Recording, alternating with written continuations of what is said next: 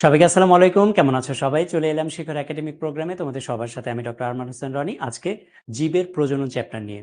তোমরা আমাকে ক্লিয়ারলি দেখতে পাচ্ছ কিনা এবং শুনতে পাচ্ছ কিনা কমেন্টে জানিয়ে দাও এবং তোমরা সবাই কেমন আছো সেটাও কমেন্টে জানিয়ে দাও। ইশরাত, ওকে, মোর্তাজিল, মিফতাহুল, সুমাইয়া, ওয়ালাইকুম আসসালাম, আনিবা, আবরার, ওকে, তোমরা সবাই ভালো আছো? মারুফ, সুমাইয়া, মরিয়ম, আক্তার, সাদিয়া, আয়েশা, তানজিলা, মিম, ওকে। তো সবাই ভালো আছো? ওকে। এবং আশা করি তোমাদের পড়াশোনা অনেক ভালো হচ্ছে এবং এটাও আশা করি যে তোমরা তোমাদের যে লক্ষ্য জিপিএ 5 পাওয়া এসএসসি 2025 সালে সেটাও তোমাদের পূরণ হবে, তাই না? আচ্ছা, তাহলে আজকে আমরা যে টপিকস নিয়ে আলোচনা করব, কোনো টপিকস না, আজকে আমরা জীবের প্রজনন চ্যাপ্টারটা নিয়েই আলোচনা করব, হ্যাঁ? এবং এই চ্যাপ্টার থেকে তোমার ইম্পর্টেন্ট যে কোশ্চেনগুলো সেগুলো নিয়ে আলোচনা করব, যেগুলো পরীক্ষার জন্য ইম্পর্টেন্ট, তোমাদের এসএসসি পরীক্ষার জন্য ইম্পর্টেন্ট, সেগুলো নিয়ে আমরা আলোচনা করব, ঠিক আছে? এবং আমি জানি এগুলো তোমাদের পড়া হয়ে গিয়েছে, আমরা জাস্ট এগুলো রিকল করব, হ্যাঁ? ওকে। তাহলে আমি পরিচয় নতুনভাবে আর দেওয়ার কিছু নাই। তারপরও অনেকে হয়তো নতুন থাকতে পারো। তো তোমাদের জন্য বলে, আমার নাম ডক্টর আরমান হোসেন রনি। আমি শিখুতে জীববিজ্ঞান মেন্টর হিসেবে কাজ করছি। ঠিক আছে? ওকে। হ্যাঁ, অনেকে বলছে এই অধ্যায়টা অনেক কঠিন, অনেকে বলছে এই অধ্যায়টা অনেক সহজ। আমি জানি না আসলে কঠিন না সহজ। আমার কাছে সব অধ্যায়ই সহজ লাগে। হ্যাঁ? আচ্ছা। তাহলে আমরা কি টপিকস নিয়ে আলোচনা করব আজকের চ্যাপ্টারে? আমরা আজকে এই যে উদ্ভিদের প্রজনন অঙ্গ, পরাগায়ন, নিষেক, প্রাণীর প্রজনন, প্রজনন সংক্রান্ত রোগ, আমরা কিছু এমসিকিউ সলভ করব এবং কিছু সিকিউ সলভ করব। ঠিক আছে? ওকে। তাহলে আমরা শুরু করে দেই, হ্যাঁ? ক্লাসটা যেহেতু অনেক বড় একটা ক্লাস হবে, আমরা সময়টা নষ্ট না করে, আমাদের যেহেতু এখন তোমাদের সামনে পরীক্ষা, সো আমরা এজন্য সময় নষ্ট কম করব। ঠিক আছে? আমরা সময় নষ্ট কম করব, আমরা পড়াশোনাতে ফোকাস দিব। আমাদের যখন পরীক্ষা শেষ হয়ে যাবে, এসএসসি পরীক্ষা যখন দিয়ে ফেলবে, দেন তুমি তোমার যেগুলো ইচ্ছে বা তোমার সময় নষ্ট করতে যদি ইচ্ছে তখন করো। এখন আর করা যাবে না। তাহলে ১ম এ আসো প্রজনন জিনিসটা কি? তাহলে দেখো প্রজনন সম্পর্কিত যে কথাবার্তাগুলো, যে প্রজনন হলো যে জীবের বংশধর সৃষ্টি যে প্রক্রিয়া এবং জীবের প্রজাতিকে বাঁচিয়ে রাখার যে প্রক্রিয়া, তাকে বলছি আমরা প্রজনন। এটা এক ধরনের প্রক্রিয়া। যেমন ধরো যে আমরা মানুষ, হ্যাঁ? তো মানুষ যদি বাচ্চা জন্ম না দিত, তাহলে মানুষ নামে প্রজাতি কি থাকতো? পৃথিবীতে থাকতো না। তাহলে দেখো, এই যে মানুষ নামক যে প্রজাতি, এটাকে বাঁচিয়ে রাখার একটা প্রক্রিয়া, তাহলে এটাও একটা প্রজনন। যেমন গরু যদি বাচ্চা না দিত, তাহলে গরুর বাচ্চা যদি না হতো, তাহলে গরু নামক প্রজাতি পৃথিবীতে থাকতো না। রাইট? আম গাছ থেকে যদি আম গাছের বীজ তৈরি না হতো, তাহলে আম গাছ নামক কোনো প্রজাতি পৃথিবীতে থাকতো না। তাহলে প্রজনন জিনিসটা কি? প্রজননটা হলো বংশধর সৃষ্টি এবং প্রজাতিকে বাঁচিয়ে রাখার যে প্রক্রিয়া, তাকেই বলছি আমরা প্রজনন। ঠিক আছে? ওকে।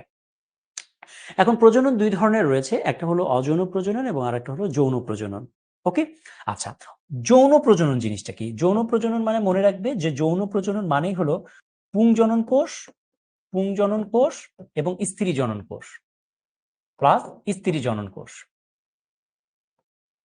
জনন কোষ। তাহলে পুংজনন কোষ এবং স্ত্রী জনন কোষ মিলিত হয়ে যে জননটা সম্পন্ন হয়, তাকে বলা হয় যৌন জনন। এখন তাহলে প্রশ্ন হলো অযৌন জনন জিনিসটা কি? তাহলে অযৌন জনন মানে হলো যৌন জনন না। তার মানে পুংজনন কোষ এবং স্ত্রী জনন কোষ বাদ দিয়ে যদি সম্পন্ন হয় কোনো জনন, তাকে বলা হয় অযৌন জনন। যেমন ছেলে মানুষের শুক্রাণু তৈরি হয়, মেয়ে মানুষের ডিম্বাণু তৈরি হয় শরীরের ভেতরে। এই শুক্রাণু এবং ডিম্বাণু যদি মিলিত হয়, মিলিত হলে একটা মানুষ তৈরি হয়, তাই না? তুমি তোমার বাবা মার কাছ থেকে তো পৃথিবীতে এসছো, রাইট? তাই তো? আচ্ছা, তাহলে বলো তো, মানুষের জনন কোন ধরনের? যৌন জনন নাকি অযৌন জনন? বলো তো, মানুষের জনন কোন ধরনের? যৌন নাকি অযৌন? বলো। যৌন জনন, তাই না? তাই তো? Very good. আচ্ছা, এখন অযৌন জনন জিনিসটা কি? মনে করো আমার এই হাত যদি খসে পড়ে যায়, খসে পড়ে আমার হাত থেকে আমার মতো দেখতে আরেকজন মানুষ যদি তৈরি হয়, যদি, তাহলে এই ধরনের জননকে আমরা বলবো অযৌন জনন।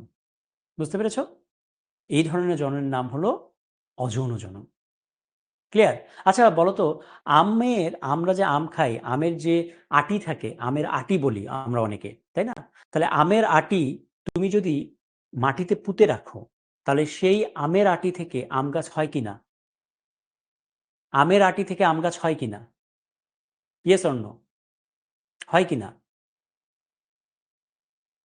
বলো তো?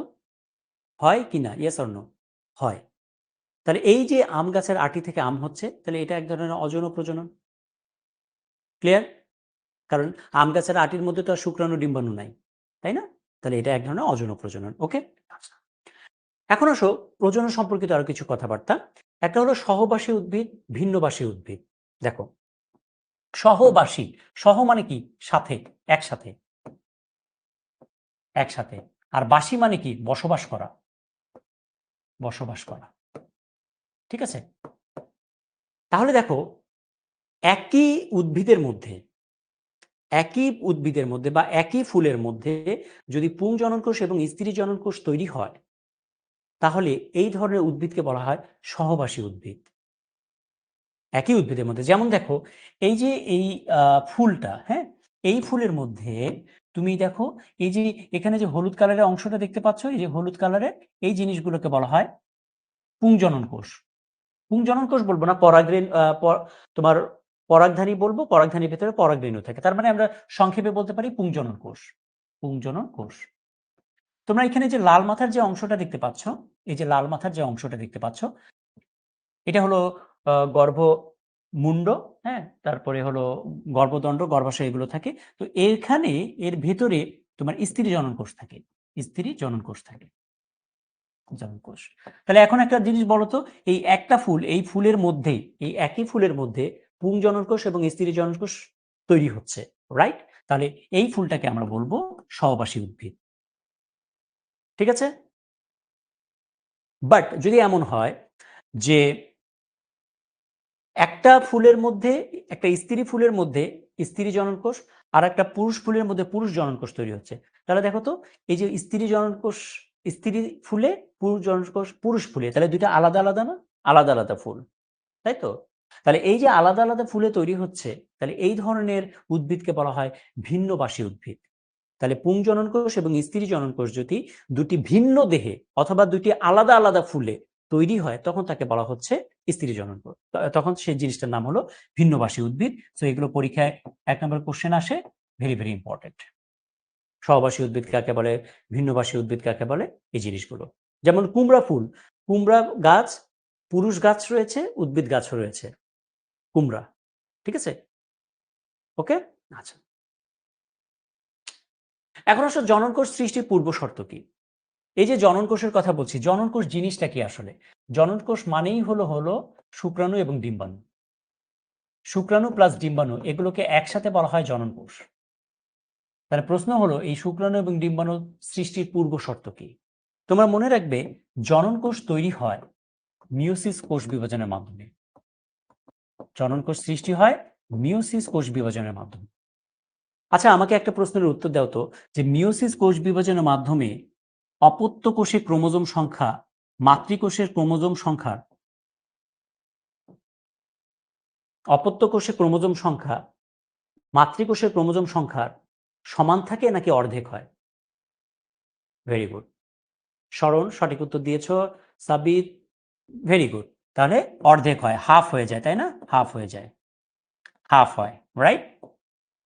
ঠিক আছে? তাহলে কি আমরা বলতে পারি না যে শুক্রাণু, ডিম্বাণু এগুলোতে এগুলোতে ক্রোমোজোম সংখ্যা অর্ধেক, এগুলোতে ক্রোমোজোম সংখ্যা মাতৃকোষের ক্রোমোজোম সংখ্যার অর্ধেক।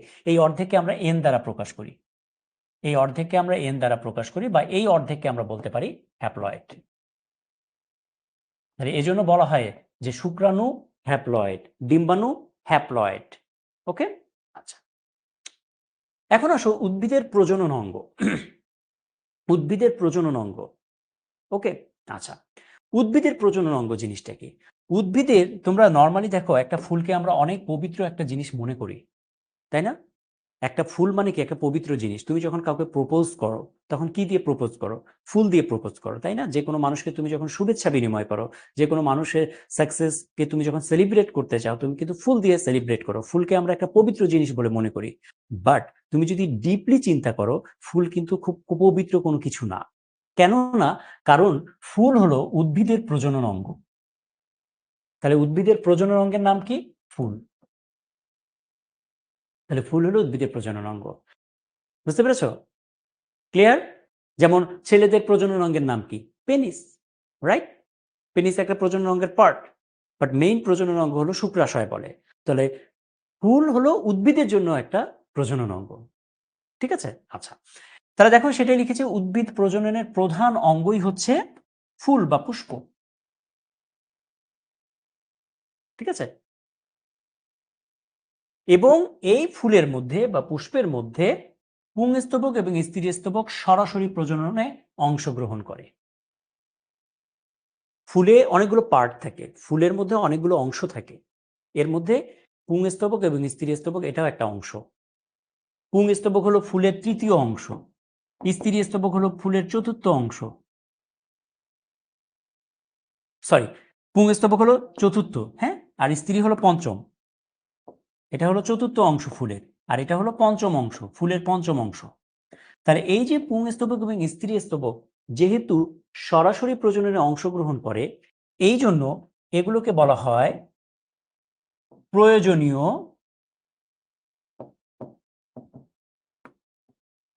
প্রয়োজনীয় অঙ্গ। ঠিক আছে? প্রয়োজনীয় অংশ। তাহলে ফুলের কোন অংশটা বেশি প্রয়োজনীয়? সেটা হলো পুংস্তবক এবং স্ত্রীস্তবক। তাহলে প্রজননের জন্য, ফুলের প্রজননের জন্য, ফুলের প্রজননের জন্য প্রয়োজনীয় অংশ কোনটা? ফুলের পুংস্তবক এবং স্ত্রীস্তবক। ঠিক আছে? বইয়ে, ও আচ্ছা, পুংস্তবক তৃতীয় দেওয়া আছে না? হ্যাঁ, ওই এইটাই কনফিউশন হচ্ছে। ওকে, তাহলে তৃতীয়ই, হ্যাঁ ঠিক আছে, তৃতীয়, আর এটা হলো চতুর্থ। ঠিক আছে, ওকে। আচ্ছা আচ্ছা, একজন জিজ্ঞেস করছে বিটপ জিনিসটা কি? এখানে একটা কথা লেখা আছে বিটপ। মাটির উপরে যা থাকে তাকেই বলা হয় বিটপ। একটা উদ্ভিদের মাটির উপরে যা থাকে তাকেই বলা হয় বিটপ। মনে করো এটা একটা মাটির অংশ, হ্যাঁ, মাটির নিচে মনে করো এটা হলো তার মূল, হ্যাঁ, আর এটা হলো উদ্ভিদের উপরের অংশ। এটা একটা মনে করো উদ্ভিদ, হ্যাঁ, এটা হলো একটা উদ্ভিদের পাতা, হ্যাঁ, এই সেই, হ্যাঁ, এগুলো হলো পাতা। ওকে, তাহলে বিটপ জিনিসটা কি? বিটপ জিনিসটা হলো এই যে মাটি, এই মাটির উপরে যা দেখতে পাচ্ছি এই উপরের অংশটাকে বলা হয় বিটপ। ঠিক আছে? আর মাটির নিচেরটার নাম কি? মূল। ওকে, আচ্ছা। এখন আসো ফুল সম্পর্কিত কথাবার্তা, যে আমরা একটু আগে বলেছি যে একটা ফুলের কি কি অংশ রয়েছে। হ্যাঁ, ফুলের মধ্যে পুংস্তবক রয়েছে, স্ত্রীস্তবক রয়েছে, এই কথাটা আমরা বলেছি। ঠিক আছে? আচ্ছা, এখন একলিঙ্গ ফুল কাকে বলবো? একলিঙ্গ ফুল, একলিঙ্গ ফুল যে ফুলের মধ্যে শুধুমাত্র পুংস্তবক অথবা শুধুমাত্র স্ত্রীস্তবক থাকে। যেই ফুলের মধ্যে পুংস্তবক থাকতে পারে অথবা স্ত্রীস্তবক থাকতে পারে, যে কোনো একটা অংশ যদি থাকে তখন তাকে বলা হয় একলিঙ্গ ফুল। যেমন কুমড়ার ফুল। উভলিঙ্গ ফুল কাকে বলবো? যে ফুলের মধ্যে পুংস্তবক এবং স্ত্রীস্তবক দুটোই থাকে তাকে বলা হয় উভলিঙ্গ ফুল। আর ক্লীবলিঙ্গ ফুল কাকে বলবো? যার মধ্যে পুংস্তবক এবং স্ত্রীস্তবক কিছুই থাকে না, তাকে বলছি আমরা ক্লীব ফুল। যেমন সূর্যমুখী ফুল। ঠিক আছে? ওকে, এখন আসো একটা ফুলের কি কি অংশ রয়েছে, একটা ফুলের কি কি অংশ রয়েছে। ওকে, আচ্ছা। তাহলে প্রথম অংশটার নাম হলো পুষ্পাক্ষ। এই যে এই অংশটার নাম হলো পুষ্পাক্ষ, পুষ্পাক্ষ। দ্বিতীয় অংশের নাম হলো এই যে এটার নাম হলো বৃতি। তাহলে পুষ্পাক্ষ জিনিসটা কি? তোমরা কি পুষ্পাক্ষটার নাম শুনেছো? পুষ্পাক্ষ জিনিসটা কি বলতো? পুষ্পাক্ষ এই জিনিসটা কি? পুষ্পাক্ষ,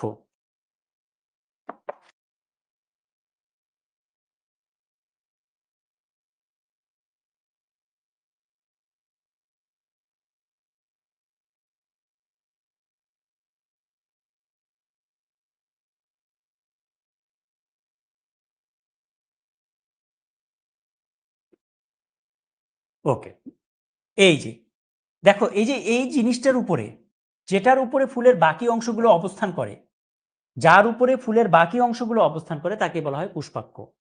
ঠিক আছে? আচ্ছা, এরপরে এই যে এখানে যে অংশটা দেখতে পাচ্ছ, এই যে অংশটা, এটাকে বলছি আমরা বৃতি। এই যে এই অংশটাকে আমরা বলছি বৃতি। এই অংশটার নাম হলো বৃতি। পুরোটাকে মিলেই হলো বৃতি। হ্যাঁ, আচ্ছা। তারপরে যে তৃতীয় অংশ, তৃতীয় অংশটা হলো এই যে এই অংশটা, এটা হলো পাপড়ি।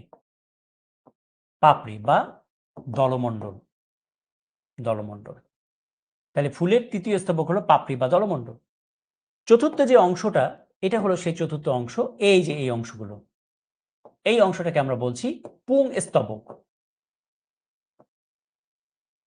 আর পঞ্চম অংশ হলো এই যে এটা, এই যে এটা, এই পুরো অংশটা, এই অংশটার নাম হলো স্ত্রীস্তবক।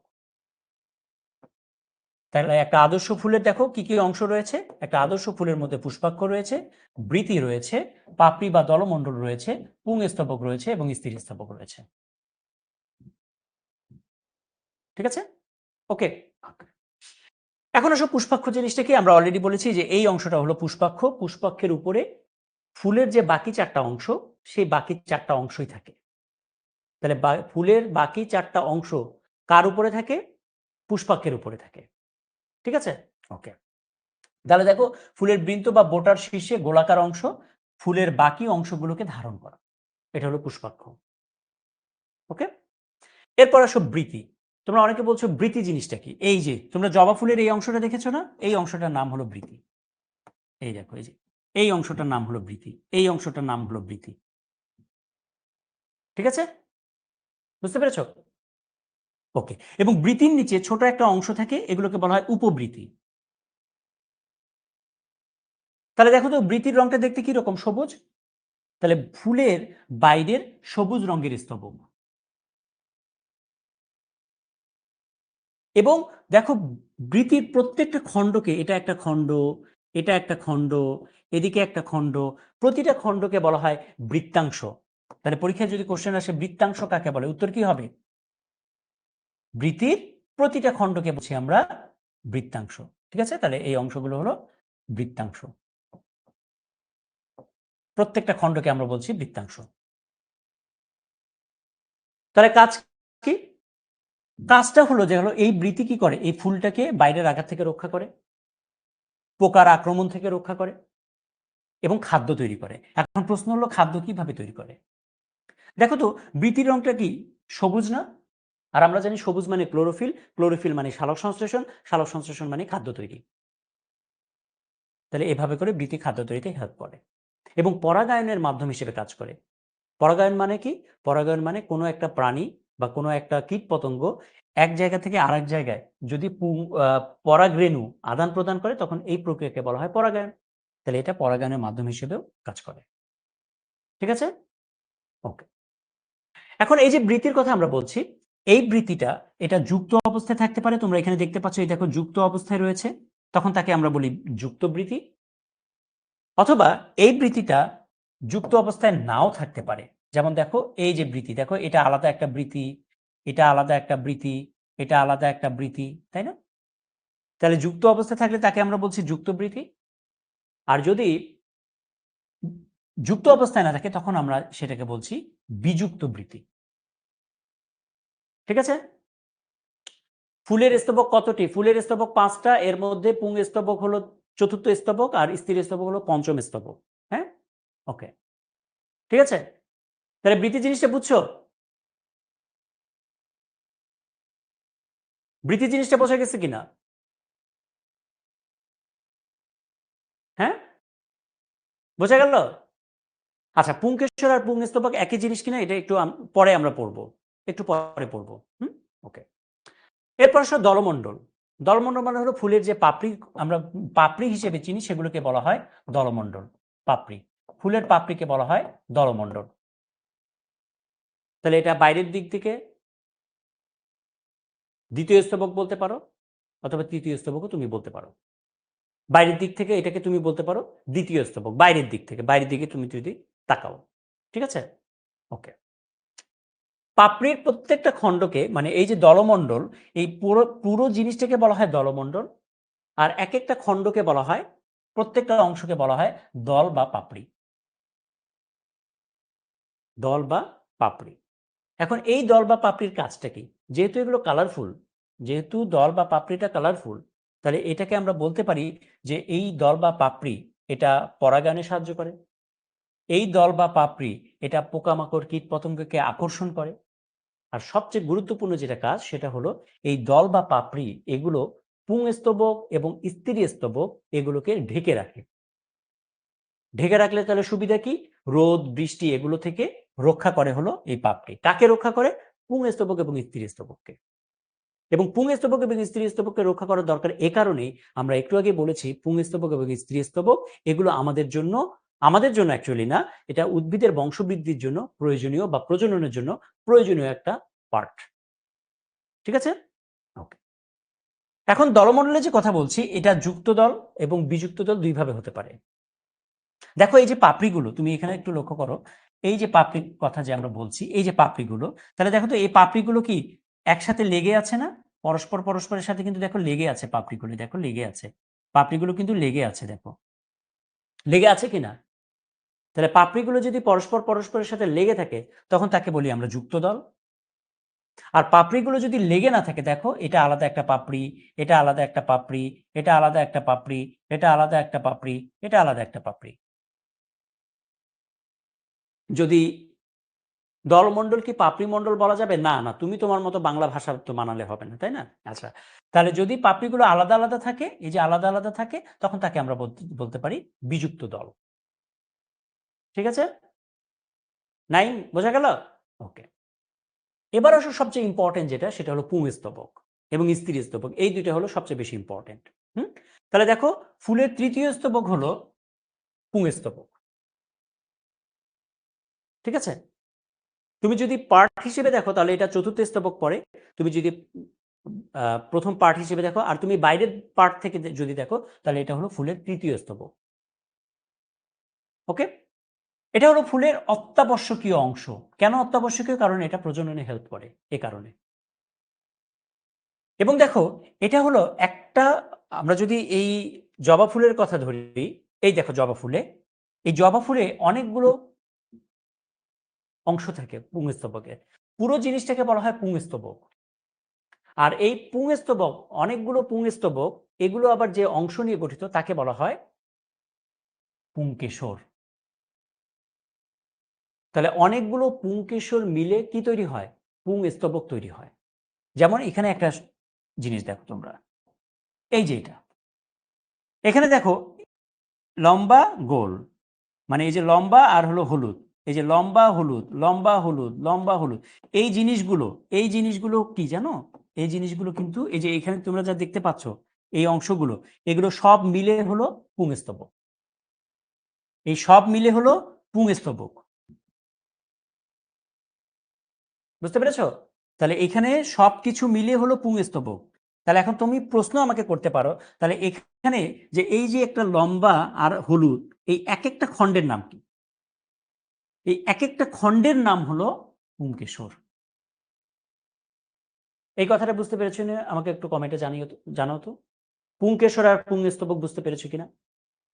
তাহলে আমি কি বলতে পারি না যে এইখানে অনেকগুলো পুংকেশর রয়েছে, তাই তো মারুফ? ওকে, ভেরি গুড। এখন এই পুংকেশর, এটার কাজ কি, বা পুংস্তবকের কাজ কি? এই পুংকেশর বা পুংস্তবকের কাজ হলো পরাগরেণু উৎপন্ন করা। পরাগরেণু জিনিসটা কি? এই পরাগরেণুর মাধ্যমে প্রজনন সম্পন্ন হয়। পুংজনন কোষ উৎপন্ন করা, পরাগায়নে অংশগ্রহণ করা এবং জননে অংশগ্রহণ করা। ঠিক আছে? আচ্ছা, এখন এই যে পুংকেশর, একটা আদর্শ পুংকেশরের দুইটা অংশ থাকে। তাহলে মনে করো এই যে এই অংশটা হলো পুংকেশর। তাহলে এই যে পুংকেশর, এই পুংকেশরের কি কি অংশ আছে আমরা একটু দেখি। দেখো এরকম একটা অংশ রয়েছে, এই অংশটার নাম হলো পরাগধানী। পরাগধানী। আর নিচে যে লাঠির মতো একটা অংশ রয়েছে, এই যে দণ্ডাকার যে অংশটা রয়েছে, এই যে লাঠির মতো যে অংশটা রয়েছে, এটাকে বলছি আমরা পুংদণ্ড। তাহলে একটা পুংকেশরের, তোমরা যে ছবিটা দেখতে পাচ্ছ, এটা একটা একটা একটা পুংকেশরের ছবি। তাহলে একটা পুংকেশরের কয়টা অংশ? দুইটা অংশ, পরাগধানী আর পুংদণ্ড। আমি যদি একটা পরাগধানীকে প্রস্থ বরাবর কাটি, তাহলে পরাগধানীর ভিতরে কিছু অংশ দেখতে পাবো, কিছু জিনিস দেখতে পাবো। সেই জিনিসটার নাম কি? তাহলে আমি এখন এই পরাগধানীকে কাটলাম, কাটলে এর ভিতরে এরকম কিছু জিনিস দেখতে পাবো, এই যে এরকম গোল গোল, এই জিনিসগুলোর নাম হলো পরাগরেণু। পরাগরেণু। তাহলে বলো তো আমাকে, একটা প্রশ্নের উত্তর তোমরা সবাই দিবে, পরাগধানীর কাজ কি? বলো, পরাগধানীর কাজ কি? সবাই আমাকে এই প্রশ্নের উত্তর দাও।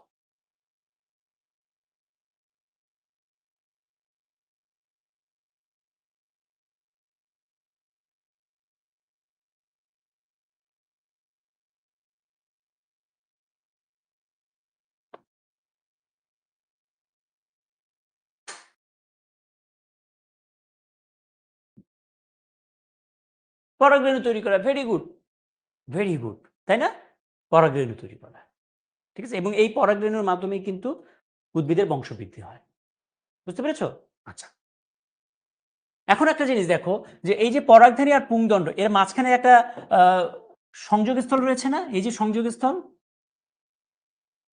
পরাগধানী আর পুংদণ্ড এর মাঝখানে যে সংযোগস্থল, এই সংযোগস্থলটাকে বলা হয় যোজনী। পরীক্ষায় ১ নম্বরের কোয়েশ্চেন আসে যোজনী কাকে বলে? তাহলে পরাগধেনু এবং পুংদণ্ড। হ্যাঁ, এটা বইয়ে তোমার পরাগদণ্ড একই কথা, একই কথা। এগুলো পুংদণ্ড বা পরাগদণ্ড একই কথা। জিনিসগুলো একই জিনিস। কোথাও দেখবে পুংদণ্ড লেখা, কোথাও পরাগদণ্ড লেখা, হ্যাঁ? আচ্ছা, ওকে। তোমাদের একজন প্রশ্ন করেছে আমাকে যে আ যে যে পরীক্ষার জন্য তোমাদের যেগুলো ইম্পোর্টেন্ট সেগুলো তোমাদেরকে একটু দাগিয়ে দিতে হবে। তোমাকে একটা কথা বলে দিই। আগে আমি এটা বলি ক্লাসে, অনেক আগে তোমাদেরকে বলেছি। সেটা হলো যে পরীক্ষার জন্য কোন টপিকস ইম্পোর্টেন্ট সেটা তুমি কিভাবে বুঝবে? এটা কি আমি ক্লাসে বলেছিলাম? তোমাদেরকে আমাকে একটু কমেন্টে জানাও তো। পরীক্ষার জন্য কোন টপিকস ইম্পোর্টেন্ট এটা কিভাবে বোঝা যায়? তুমি কিভাবে বুঝবে পরীক্ষার জন্য কোন টপিকস ইম্পোর্টেন্ট? আমি কি ক্লাসে বলেছিলাম? স্মরণ? বলিনি? সুরাইয়া বলেছে। অনেকে বলছে বলেছি, অনেকে বলে বলেনি। হ্যাঁ, আচ্ছা। বলিনি? আচ্ছা। অনেকে বলছে বলেনি। তারা তোমরা একাডেমিক ক্লাস হয়তোবা করোনি আমার সাথে। ওকে। আচ্ছা, তাহলে তোমাদের সবার জন্য আবার একটু বলে দেই। একটা কোয়েশ্চেন, কোন কোয়েশ্চেনটা ইম্পোর্টেন্ট পরীক্ষার জন্য, কোনটা ইম্পোর্টেন্ট না, সেটা তুমি বুঝবে হলো যে এই প্রশ্নটা বিগত বছরে বিভিন্ন বোর্ডে কতবার আসছে। যেমন দেখো, পুংস্তবক, এই পুংস্তবক থেকে বিগত বছরে বরিশাল বোর্ড 22-23 সালে আসে, রাজশাহী বোর্ডে 2017 এবং 21 সালে আসে, কুমিল্লা বোর্ডে 15 সালে আসে, ময়মনসিংহ বোর্ডে 21 সালে আসে, দিনাজপুর বোর্ডে 20 সালে আসছে। তাহলে পুংস্তবক থেকে এতবার বিভিন্ন বোর্ডে প্রশ্ন এসছে। তাহলে বলো তো এখন তোমরা, তাহলে পুংস্তবক ইম্পর্টেন্ট নাকি আনইম্পর্টেন্ট তোমার পরীক্ষার জন্য? তোমরাই বলো। ইম্পর্টেন্ট নাকি আনইম্পর্টেন্ট? অবশ্যই ইম্পর্টেন্ট, তাই না? কিন্তু আমি যদি তোমাকে দেখাই, এই যে ধরো মনে করো দলমণ্ডল। আচ্ছা বলো তো, দলমণ্ডল তোমার পরীক্ষার জন্য ইম্পর্টেন্ট নাকি আনইম্পর্টেন্ট? দলমণ্ডল এটা তোমার পরীক্ষার জন্য ইম্পর্টেন্ট নাকি আনইম্পর্টেন্ট? বলো।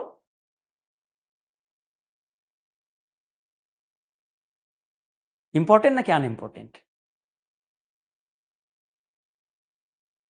ইম্পর্টেন্ট না। সহজ কথা। অত ইম্পর্টেন্ট না এরকম কিছু না। ইম্পর্টেন্ট না। সহজ কথা। ঠিক আছে? বুঝতে পেরেছ? তাহলে তোমাকে কিন্তু খুব সহজ একটা টেকনিক বলে দিলাম পরীক্ষা ভালো করার। বুঝতে পেরেছ? এবং আমি আমার লাইফে পরীক্ষায় আ যে ভালো করি, এটা কিন্তু আমার একটা টেকনিক। আমি পড়াশোনা খুব বেশি করি না, বাট ইম্পোর্টেন্ট যে প্রশ্নগুলো সেগুলো ভালো করে পড়ি। যেমন ধরো ফুলের তো অনেকগুলো স্তবক রয়েছে, তাই না? ৫ টা স্তবক আমরা পড়লাম, তাই না? ৫ টা অংশ রয়েছে। পুষ্পাক্ষ, দলমণ্ডল, তাই তো? আচ্ছা, তা আমি আমি থাকলে কি পড়তাম জানো? এই যে পুষ্পাক্ষ, তারপরে হলো বৃতি, তারপরে দলমণ্ডল, পুংস্তবক, স্ত্রীস্তবক। এই ৫ টা। এখন এই ৫ টার মধ্যে আমি থাকলে কি পড়তাম? আমি থাকলে তোমাদের জায়গায় আমি শুধু পুংস্তবক পড়তাম। আর কি পড়তাম জানো? আর স্ত্রীস্তবক পড়তাম। ৫ টার মধ্যে যদি আমাকে বলো একটা টপিকস বলেন যেটা আমি পড়ব, সেটা হলো পুংস্তবক। কারণ দেখো এই ৫ টা টপিকসের মধ্যে পুষ্পাক্ষ, তারপর হলো বৃতি, দল বা পাপড়ি, পুংস্তবক, স্ত্রীস্তবক। এই ৫ টা অংশের মধ্যে দেখো পুংস্তবক থেকে পরীক্ষায় অনেক বেশি কোয়েশ্চেন আসছে। এইজন্য এটা আমি পড়তাম ভালো করে। তারপরে কি পড়তাম? তারপরে স্ত্রীস্তবক পড়তাম। তারপরে তোমার পুষ্পাক্ষ পড়তাম, দেন আমি পড়তাম বৃতি। আর দলমন্ডল পড়তামই না। ঠিক আছে, বুঝতে পেরেছো বিষয়গুলো না? বুঝুনি? ওকে, তাহলে আশা করি এরপরে আর এই প্রশ্নগুলো আমাকে করবে না যে কোনটা ইম্পর্টেন্ট কোনটা আনইম্পর্টেন্ট। এই জন্য দেখো তোমাদের এই টপিক্সের পাশে কিন্তু আমি সালগুলো লিখে রাখি। ঠিক আছে? ওকে, আচ্ছা, এখন তাহলে পুংকেশরের দুইটা অংশ, একটা হলো পুংদণ্ড আর হলো পরাগধানী। এখন এই যে একগুচ্ছ, যদি পুংকেশরগুলো একটা গুচ্ছে অবস্থান করে তখন তাকে বলা হয় একগুচ্ছ। যদি পুংকেশরগুলো দুইটা গুচ্ছে অবস্থান করে, দেখো এটা একটা গুচ্ছ এটা একটা গুচ্ছ, তাহলে তাকে বলা হয় দ্বিগুচ্ছ। যদি পুংকেশরগুলো বহুগুচ্ছে অবস্থান করে, এই যে বহুগুচ্ছে অবস্থান করলো, তখন তাকে বলা হয় বহুগুচ্ছ। যুক্তধানী, পরাগধানী যদি যুক্ত অবস্থায় থাকে তখন তাকে বলা হয় যুক্তধানী। আর পরাগধানী যদি দল লগ্ন থাকে, সরি তোমার পুংদণ্ড যদি পাপড়ির সাথে লাগানো থাকে তখন তাকে বলা হয় দল লগ্ন। ঠিক আছে? ওকে, এরপরে আসো স্ত্রী স্তবক। তাহলে স্ত্রী স্তবক কোনটা? এই যে এই অংশটা, মাঝখানে যে অংশটা আমরা দেখতে পাচ্ছি এটাকে আমরা বলছি স্ত্রী স্তবক। এই যে মাঝখানে যে অংশটা আমরা দেখতে পাচ্ছি, যে অংশ, এই অংশটার নাম হলো স্ত্রী স্তবক এবং এটা ফুলের কেন্দ্রে অবস্থিত, মাঝখানে অবস্থিত।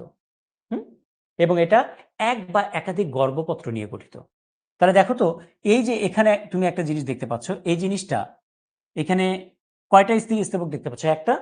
তার মানে এটা একটাই স্ত্রী স্তবক, একটাই গর্ভপত্র। এরকম গর্ভপত্র দুইটাও থাকতে পারে, তিনটা থাকতে পারে, চারটাও থাকতে পারে। সবগুলোকে একসাথেই বলা হয় স্ত্রী স্তবক। ঠিক আছে? কাজ কি? এই স্ত্রী স্তবকের মধ্যে ডিম্বাণু তৈরি হয়। এই ডিম্বাণুটাই নিষেকের জন্য ইম্পর্টেন্ট।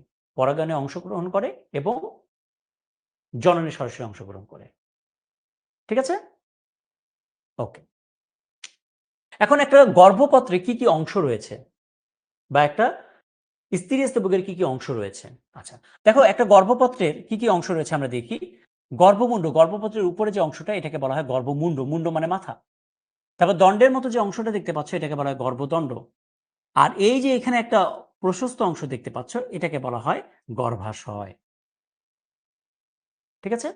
এখন এই যে যে গর্ভাশয়ের কথা আমরা বললাম, এই গর্ভাশয়ের যে গর্ভপত্রগুলো, এই গর্ভপত্রগুলো এগুলো যুক্ত অবস্থায় থাকতে পারে অথবা এগুলো আলাদা আলাদা থাকতে পারে। যেমন এটা একটা আলাদা গর্ভপত্র, এটা একটা আলাদা গর্ভপত্র, এটা একটা আলাদা গর্ভপত্র, আলাদাও থাকতে পারে।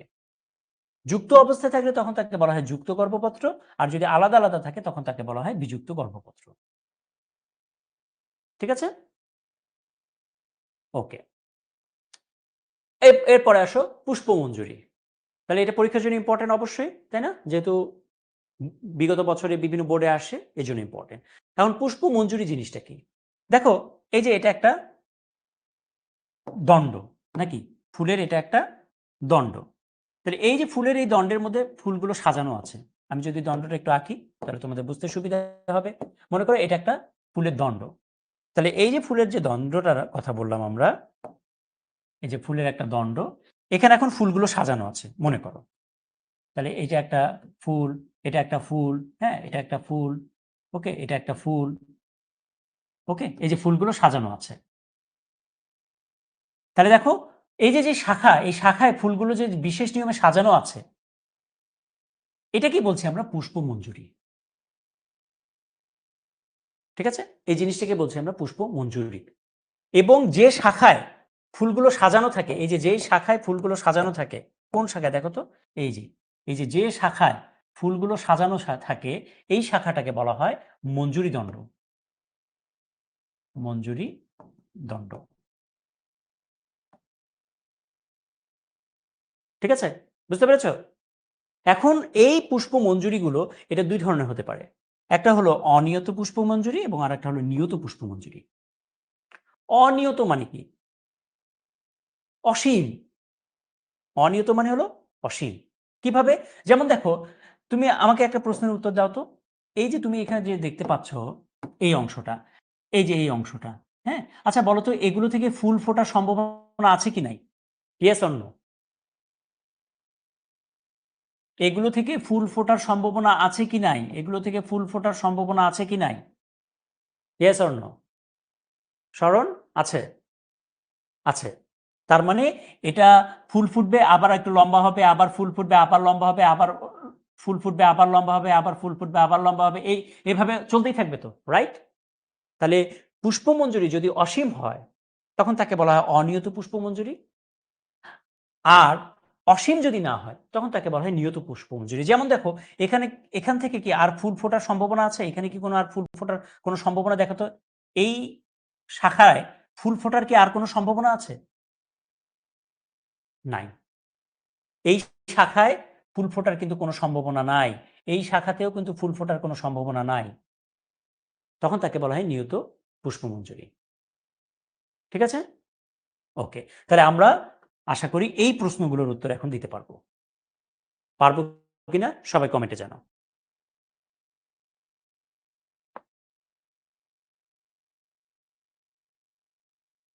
এই যে সিনজেনেসিয়াস মানে কি? যুক্তধানী। আমরা একটু আগে পড়েছি না, ওই যুক্তধানীর আর একটা নামই কিন্তু সিনজেনেসিয়াস।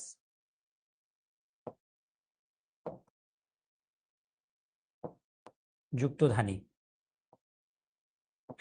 তাহলে এগুলোর উত্তর দিতে পারবে কিনা বলো?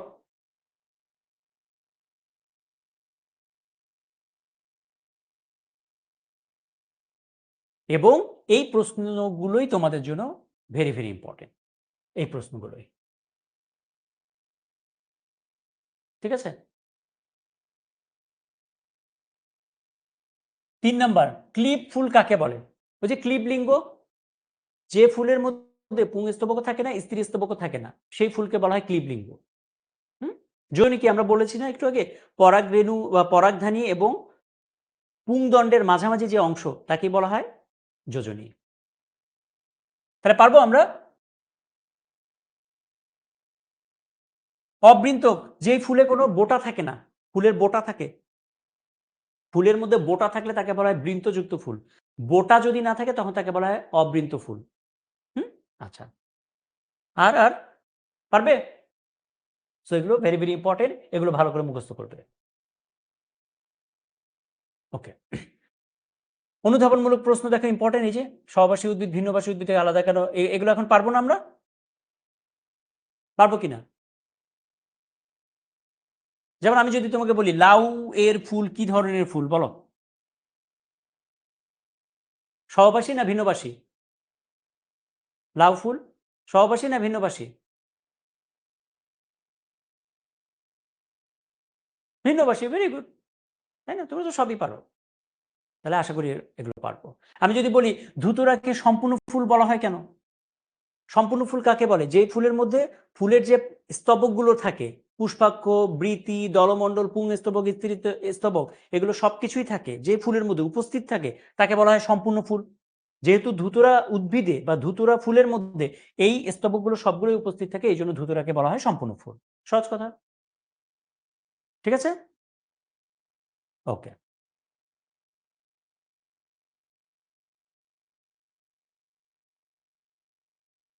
ক্লিয়ার? বলো।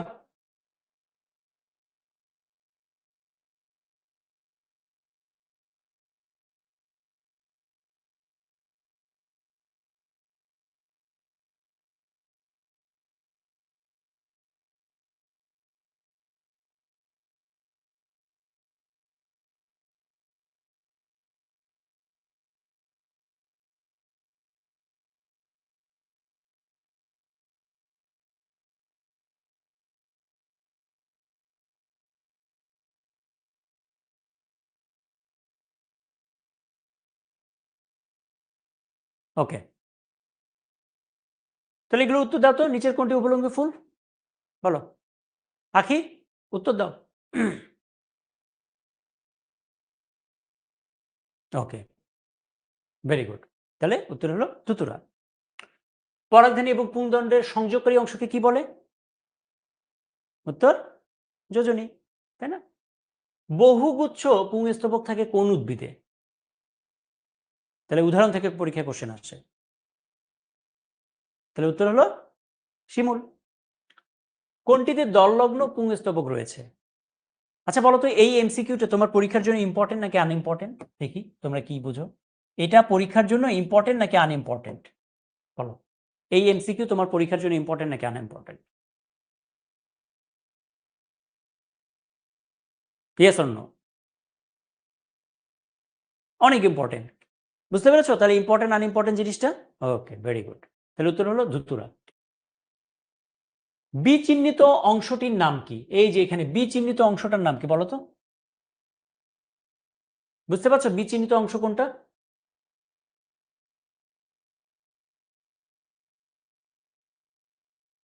বি চিহ্নিত অংশটা কি বুঝতে পারছো তোমরা?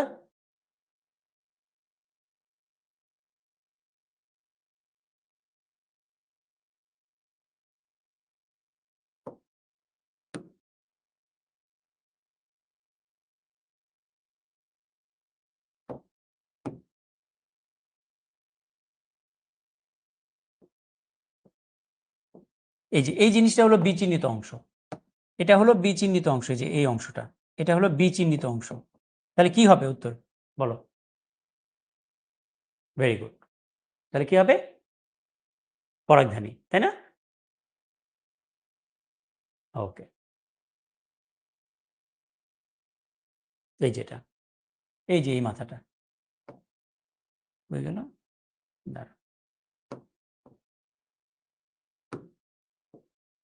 এই যেটা, ঠিক আছে।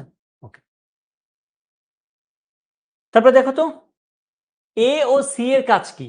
এ মানে হলো এই যে এই অংশটা, এই যে এই অংশটা, এই যে এই অংশগুলো, এটা হলো এ। হ্যাঁ, আর সি কোনটা? এই যে এই অংশটা, এই যে এই অংশ, সরি, এই যে এই অংশ, এই অংশটা হলো সি। তাহলে সি জিনিসটা কি আর এ জিনিসটা কি এটা আগে বলো, তাহলে তোমরা উত্তরটা দিতে পারবে। এ মানে কি আর সি মানে কি? এখানে এ বলতে কি বোঝাচ্ছে? এ বলতে বোঝাচ্ছে হলো দল, তাই না? দল বা পাপড়ি, দল বা পাপড়ি, রাইট। আর সি মানে কি বলতো? এখানে সি মানে হলো বৃতি। তাহলে উত্তর এখন আমরা দিতে পারবো কিনা? তাহলে উত্তর কি? ওকে, ভেরি গুড। এরপর আসো পরাগায়ন। আচ্ছা, পরাগায়ন জিনিসটা কি? আচ্ছা, আমরা জানি যে পরাগধানীর মধ্যে পরাগরেণু তৈরি হয়, আমরা একটু আগে বলেছিলাম। তাহলে এই যে যে পরাগরেণু তৈরি হলো, এই যে যে পরাগরেণুগুলো তৈরি হলো, এই পরাগরেণু এক ফুল থেকে যদি একই ফুলে অথবা অন্য ফুলের গর্ভমুণ্ডে পতিত হয়, যদি গর্ভমুণ্ডে পতিত হয়, ঠিক আছে, যদি গর্ভমুণ্ডে পতিত হয় তখন তাকে বলা হয় পরাগায়ন। তাহলে কি বললাম? পরাগরেণু যদি, এই যে পরাগরেণু, এই পরাগধানীর মধ্যে যে পরাগরেণু তৈরি হচ্ছে, এই পরাগরেণু, এই পরাগরেণু একই ফুলের অথবা অন্য একটা ফুলের গর্ভমুণ্ডে যদি পতিত হয় তখন এই প্রক্রিয়াকে বলা হচ্ছে পরাগায়ন। ঠিক আছে, বুঝতে পেরেছো?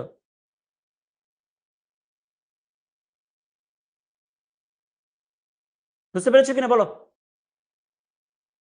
এই জিনিসটা বুঝতে পেরেছো কিনা?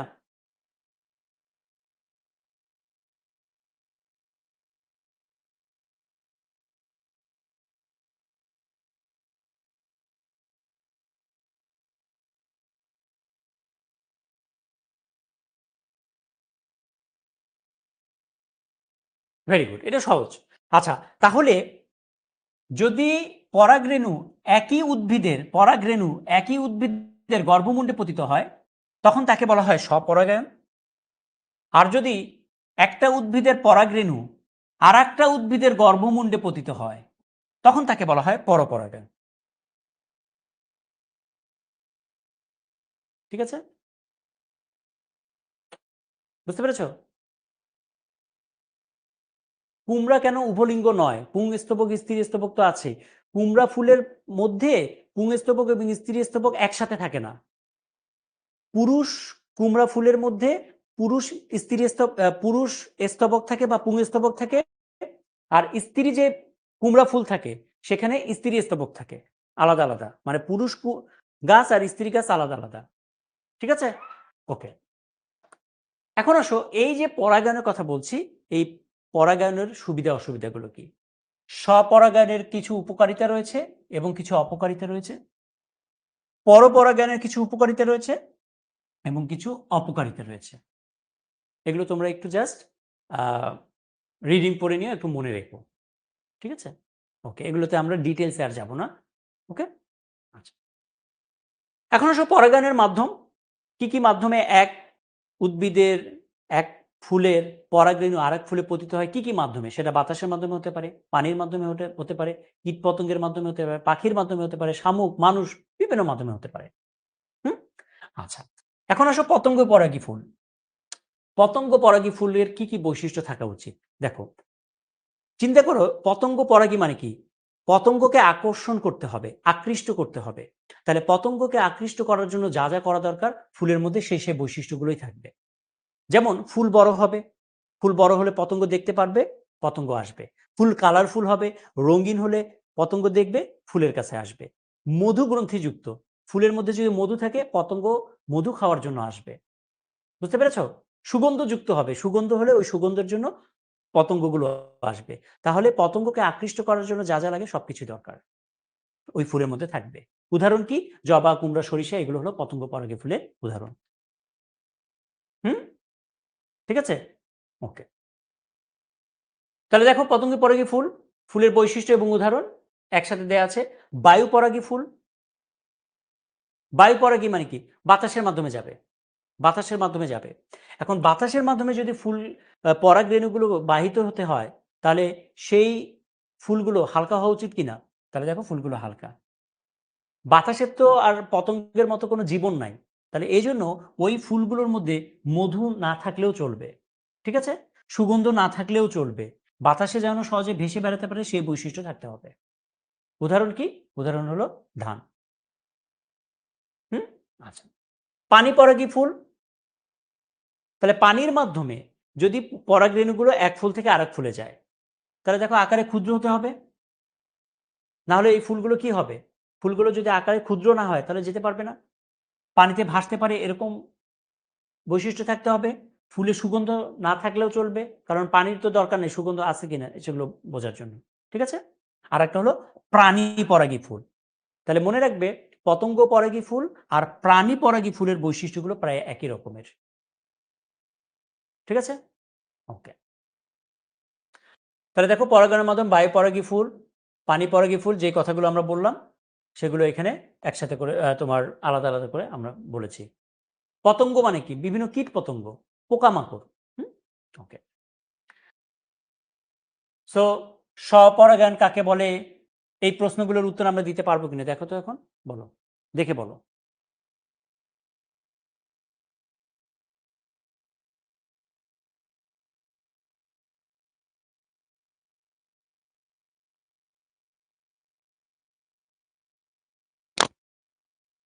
এই প্রশ্নগুলোর উত্তর দিতে পারবে সবাই?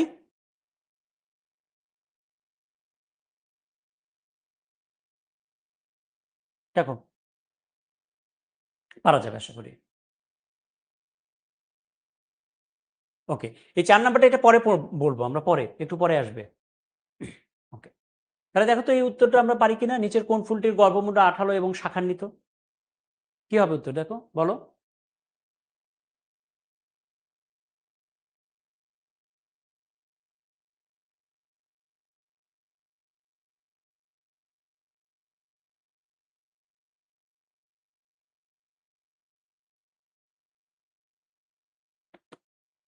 ওকে, ভেরি গুড। তাহলে ধান। পতঙ্গ পরাগী ফুল কোনটা? উদাহরণগুলো থেকে পরীক্ষা কোশ্চেন আসে। হুম? ওকে। তাহলে সরিষা। কোনটি বায়ু পরাগী ফুল? ভেরি, ভেরি ইম্পোর্টেন্ট একটা এমসিকিউ। ওকে। ধান। পাখির মাধ্যমে কোনটির পরাগায়ন ঘটে? পাখি মানে কি? একটা প্রাণী। তার মানে প্রাণী পরাগী ফুলের উদাহরণ কোনটি? শিমুল। হ্যাঁ? ওকে। ফল ও বীজ উৎপাদনের পূর্ব শর্ত কোনটি? পরাগায়ন। তাই না? পরাগায়ন না হলে ফল, বীজ এগুলো হওয়ার কোনো সুযোগ নেই। স্বপরাগায়ন ঘটে কোন ফুলে? তাহলে কি হবে? ধুতুরা। ঠিক আছে? আচ্ছা। স্বপরাগায়নের গুরুত্ব কোনটি? ওকে। এবার আসো পুং গ্যামেটোফাইটের উৎপত্তি। হুম? পুং গ্যামেটোফাইটের উৎপত্তি। এটা পরীক্ষার জন্য ইম্পোর্টেন্ট। তোমাদের পরীক্ষার জন্য এটা ইম্পোর্টেন্ট। পুং গ্যামেটোফাইটের উৎপত্তি।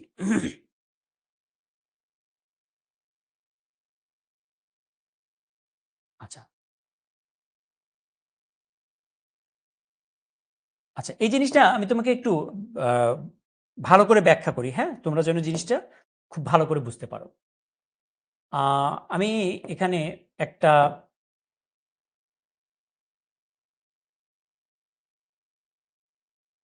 কোথায় আঁকবো, এখানে আঁকি বড় করে, হ্যাঁ।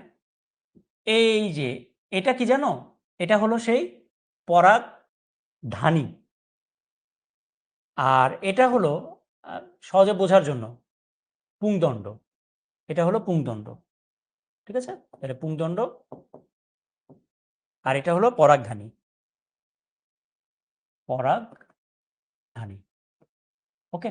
আচ্ছা, এখন দেখো পরাগধানীর ভেতরে পরাগরেণু তৈরি হয়, কিভাবে তৈরি হয় সেটা আমরা দেখব। পরাগধানীর ভেতরে মনে রাখবে এক ধরনের কোষ থাকে, হ্যাঁ, এক ধরনের কোষ থাকে, তাকে বলা হয় পরাগ মাতৃকোষ। তাহলে কি বললাম, পরাগধানীর ভেতরে এক ধরনের কোষ থাকে, এই যে মনে করো এটা একটা কোষ, এই কোষটার নাম হলো পরাগ মাতৃকোষ। পরাগ মাতৃকোষ, পরাগ মাতৃকোষ, হ্যাঁ। এখন এই পরাগ মাতৃকোষ থেকে মিওসিস কোষ বিভাজন ঘটবে, মিওসিস। আচ্ছা, মিওসিস কোষ বিভাজন যদি ঘটে, তাহলে মিওসিস কোষ বিভাজনের মাধ্যমে একটা কোষ থেকে চারটা কোষ তৈরি হয়, এটা তোমরা জানো তো। তাহলে চারটা কোষ তৈরি হবে, তাহলে এখান থেকে চারটা কোষ তৈরি হবে, একটা, দুইটা, তিনটা এবং চারটা, চারটা কোষ তৈরি হবে।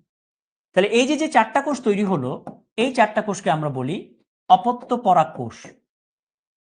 অপত্য পরাগ কোষ, ঠিক আছে, বুঝতে পেরেছো? এখন এই যে অপত্য পরাগ কোষ কথা বললাম, এই অপত্য পরাগ কোষগুলো থেকে, এই এক একটা অপত্য পরাগ কোষগুলো থেকে, ধরো এই অপত্য পরাগ কোষটা পুষ্টি পদার্থ নিয়ে বড় হয়, এই যে বড় হলো, তাহলে এটাও কিন্তু একটা অপত্য পরাগ কোষ। অপত্য, অপত্য পরাগ কোষ। এখন এই অপত্য পরাগ কোষে এখন মাইটোসিস কোষ বিভাজন ঘটবে, কোথায়, এর নিউক্লিয়াসের মধ্যে। তাহলে মাইটোসিস কোষ বিভাজন হলে বলতো একটা কোষ থেকে একটা নিউক্লিয়াস ভেঙে কয়টা নিউক্লিয়াস তৈরি হয়, দুইটা, তাই না, দুইটা নিউক্লিয়াস তৈরি হয়, এটা একটা, এটা একটা। এই পর্যন্ত বুঝছো কিনা বলো? অপত্য পরাগ কোষ থেকে মাইটোসিস কোষ বিভাজন হবে, এর ফলে একটা নিউক্লিয়াস ভেঙে দুইটা নিউক্লিয়াস তৈরি হবে, এই জিনিসটা বুঝছো কিনা বলো তো?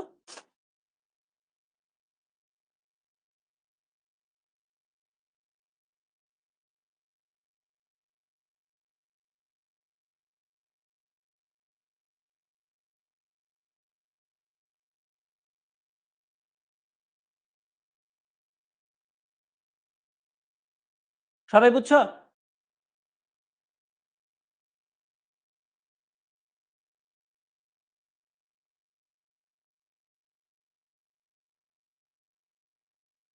ওকে, তাহলে কি বললাম, যে অপত্য পরাগ কোষ, এই অপত্য পরাগ কোষ পরবর্তীতে বড় হবে, দেন এই অপত্য পরাগ কোষ যে বড় হলো, এখান থেকে মাইটোসিস কোষ বিভাজন হবে, কোষ বিভাজনের ফলে দুইটা নিউক্লিয়াস তৈরি হবে ভেঙে। এর মধ্যে নিচের যে নিউক্লিয়াসটা, এটা একটু আকারে বড় হয়, তার মানে একটা নিউক্লিয়াস বড় আর একটা নিউক্লিয়াস আকারে ছোট। বড় নিউক্লিয়াসটাকে বলা হয় নালিকা নিউক্লিয়াস, নালিকা নিউক্লিয়াস। আর ছোট যে নিউক্লিয়াসটা থাকে, এটাকে বলা হয় জেনারেটিভ নিউক্লিয়াস, জেনারেটিভ নিউক্লিয়াস, ঠিক আছে। এবং এই যে যে বড় নিউক্লিয়াসটা, এর কাজই হলো এখান থেকে পরাগ নালিকা তৈরি করবে, এখান থেকে পরাগ নালিকা তৈরি করবে, কিরকম, এই যে, এই যে, এখন এই যে পরাগ নালিকা তৈরি হলো, তাহলে এই যে পরাগ নালিকা তৈরি করলো কে, এই নালিকা নিউক্লিয়াসটা তৈরি করলো। আর জেনারেটিভ নিউক্লিয়াস কি করবে, এই জেনারেটিভ নিউক্লিয়াস, এই যে জেনারেটিভ নিউক্লিয়াস, এখান থেকে পুংজনন কোষ তৈরি হবে। আমি যদি এটা আর একটু সুন্দর করে বলি, পুংজনন কোষ তৈরি হবে জেনারেটিভ নিউক্লিয়াস থেকে।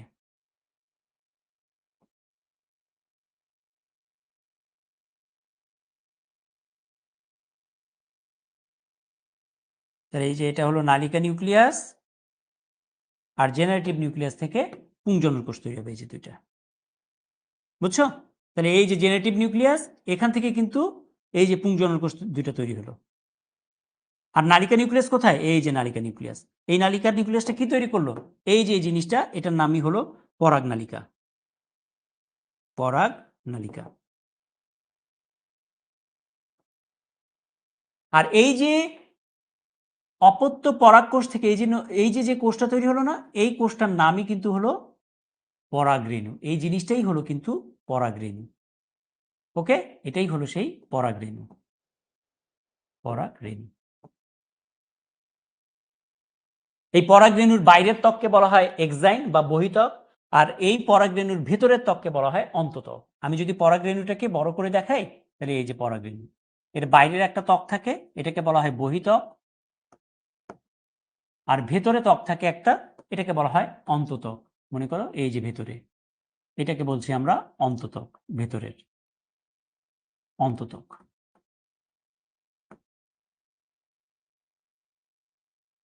বুঝছো বিষয়গুলো? তাহলে দেখো সেই কথাগুলোই এখানে লেখা আছে। এই যে পরাগরেণু, পরাগরেণুর মধ্যে যে পরাগ মাতৃকোষ থাকে, পরাগ মাতৃকোষ, এই পরাগ মাতৃকোষে মিওসিস কোষ বিভাজনের মাধ্যমে 4টা অপত্য পরাগ কোষ তৈরি হয়। এই অপত্য পরাগ কোষগুলো অঙ্কুরিত হয়, হয়ে পরাগরেণুর নিউক্লিয়াসে মাইটোসিস বিভাজন হয়। বিভাজনের ফলে নালী কোষ তৈরি হয় এবং জেনারেটিভ কোষ বা জেনারেটিভ নিউক্লিয়াস তৈরি হয়। ঠিক আছে? বুঝতে পেরেছো কনসেপ্টটা? তাহলে দেখো তোমাদের বইয়ের ছবিটা, এই যে পরাগরেণু, আমি এখানে যে পরাগরেণুটা এঁকেছি, এই দেখো, এই যে পরাগরেণুটা আমি তো এভাবে এঁকেছি।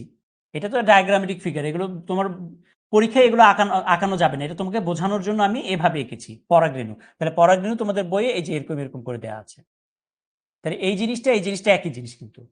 বুঝতে পেরেছো?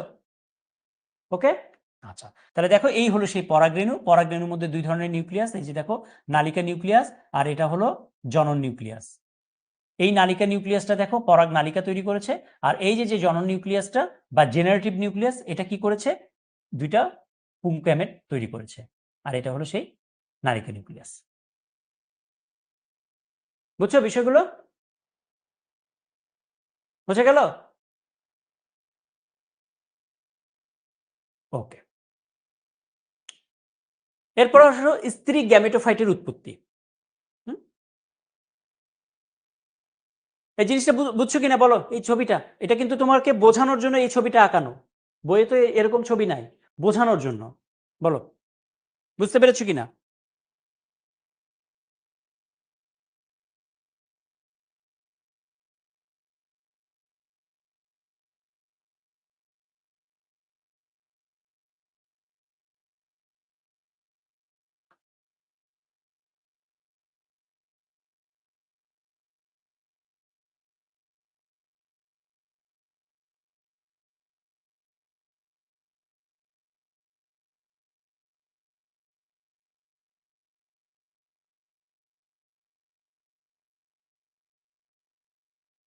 সবাই ক্লিয়ার? ওকে, এবার আসো স্ত্রী গ্যামেটোফাইট কিভাবে তৈরি হচ্ছে। আচ্ছা, এটা হলো গর্ভাশয়। হ্যাঁ, এটা হলো গর্ভাশয়।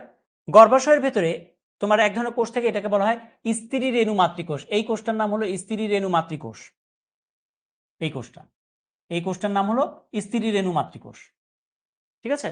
আচ্ছা, এখন এই স্ত্রী রেণু মাতৃকোষের মধ্যে মিওসিস কোষ বিভাজন ঘটবে। আচ্ছা, আমরা জানি মিওসিস কোষ বিভাজনের ফলে একটা কোষ থেকে 4টা কোষ তৈরি হয়, তাই না? তাহলে দেখো এই যে একটা কোষ থেকে 4টা কোষ তৈরি হলো, এই যে 1টা 2টা 3টা 4টা। এই কোষগুলোকে আমরা বলছি স্ত্রী রেণু কোষ। এই 4টা কোষের মধ্যে 3টা কোষ নষ্ট হয়ে যায়, আর একটা কোষ জীবিত থাকে। তাহলে দেখো এই প্রথম 3টা নষ্ট হয়ে গেল, এই যে নষ্ট হয়ে গেল, আর আরেকটা জীবিত থাকলো, এই যে জীবিত। এখন এই যে যেটা জীবিত থাকলো, এখানে এখন মাইটোসিস কোষ বিভাজন হবে। আমরা জানি মাইটোসিস কোষ বিভাজনের ফলে একটা নিউক্লিয়াস থেকে কয়টা নিউক্লিয়াস হয়? 2টা। তাহলে দেখো একটা নিউক্লিয়াস থেকে 2টা নিউক্লিয়াস তৈরি হলো। দেন আবার এখানে একবার মাইটোসিস হবে, এখানেও আরেকবার মাইটোসিস হবে। তাহলে এখানে যদি আরেকবার মাইটোসিস হয় তাহলে এই নিউক্লিয়াস ভেঙে কয়টা নিউক্লিয়াস তৈরি হবে? 2টা। তাহলে এটা মাইটোসিস হলে এই যে 2টা। আবার এখানেও মাইটোসিস প্রক্রিয়া হবে, হলে কয়টা নিউক্লিয়াস তৈরি হবে? 2টা।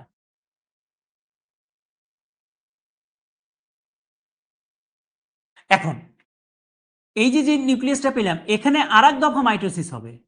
তাহলে এটার জন্য এখানে যদি মাইটোসিস হয় তাহলে এখান থেকে একটা কোষ থেকে কয়টা পাবো? একটা নিউক্লিয়াস থেকে 2টা। আবার এখানে যখন মাইটোসিস হবে এই নিউক্লিয়াসে, তাহলে এখান থেকে একটা থেকে 2টা। আবার একইভাবে এখানে মাইটোসিস হলে কি পাবো? একটা থেকে 2টা। আবার এখানে মাইটোসিস হলে কি পাবো? একটা থেকে 2টা। ঠিক আছে? আচ্ছা, এখন তাহলে টোটাল কি 4টা হলো না?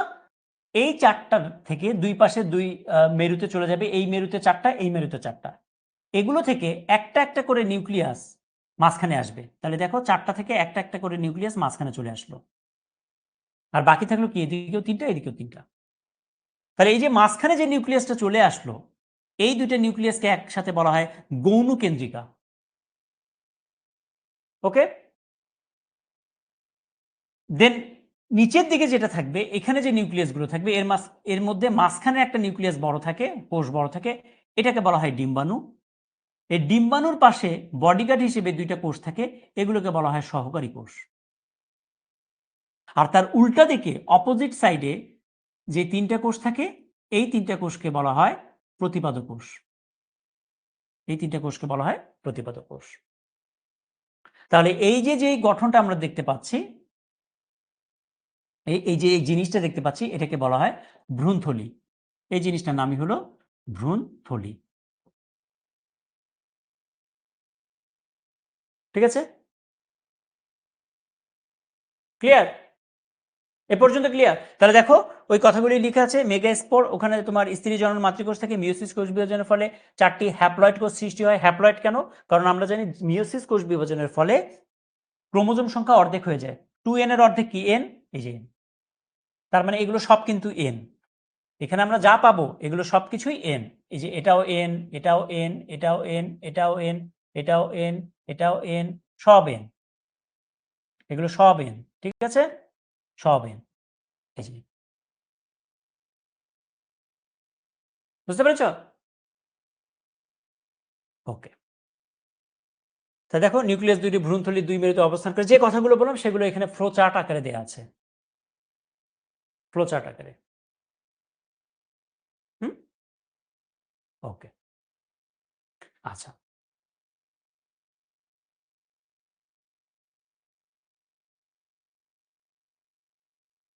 আচ্ছা, তাহলে আমরা এখন একটু ব্রেকে চলে যাই, হ্যাঁ? আমরা একটু ব্রেকে চলে যাই। আমরা ঠিক কয়টা বাজে? 8টা 35 তো? 8টা 45-এ আমরা চলে আসবো।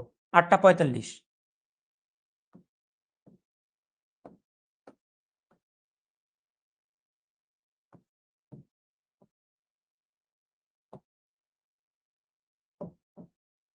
ওকে।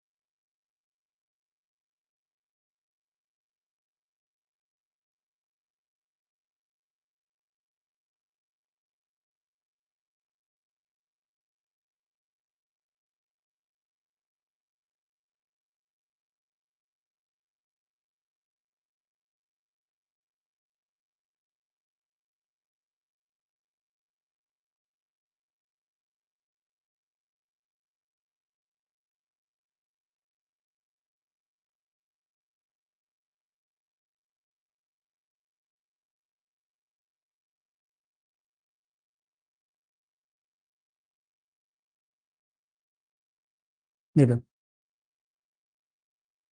ওকে, আমরা আবার সবাই চলে আসলাম। তোমরা সবাই কানেক্টেড হয়ে যাও। সবাই আসছো? হুম, ওকে। তাহলে এখন আমরা এই নিষেক জিনিসটা একটু বোঝার চেষ্টা করি। নিষেক জিনিসটা কি? ওকে,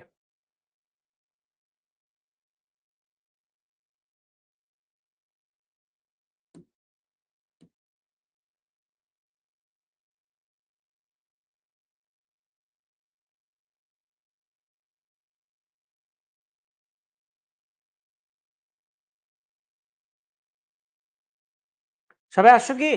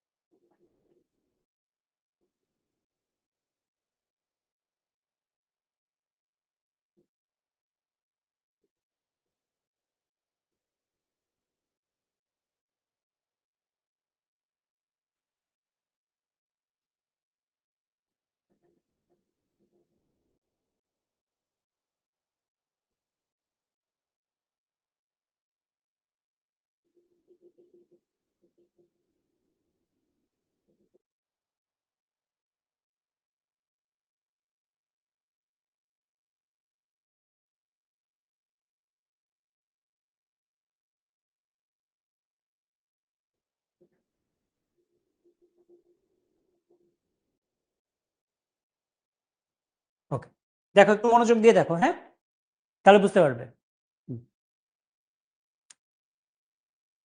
ভিডিওটা দেখো মনোযোগ দিয়ে। ওকে, তাহলে আমরা এখন দেখো ফুলের ভিতরে ঢুকে যাচ্ছি।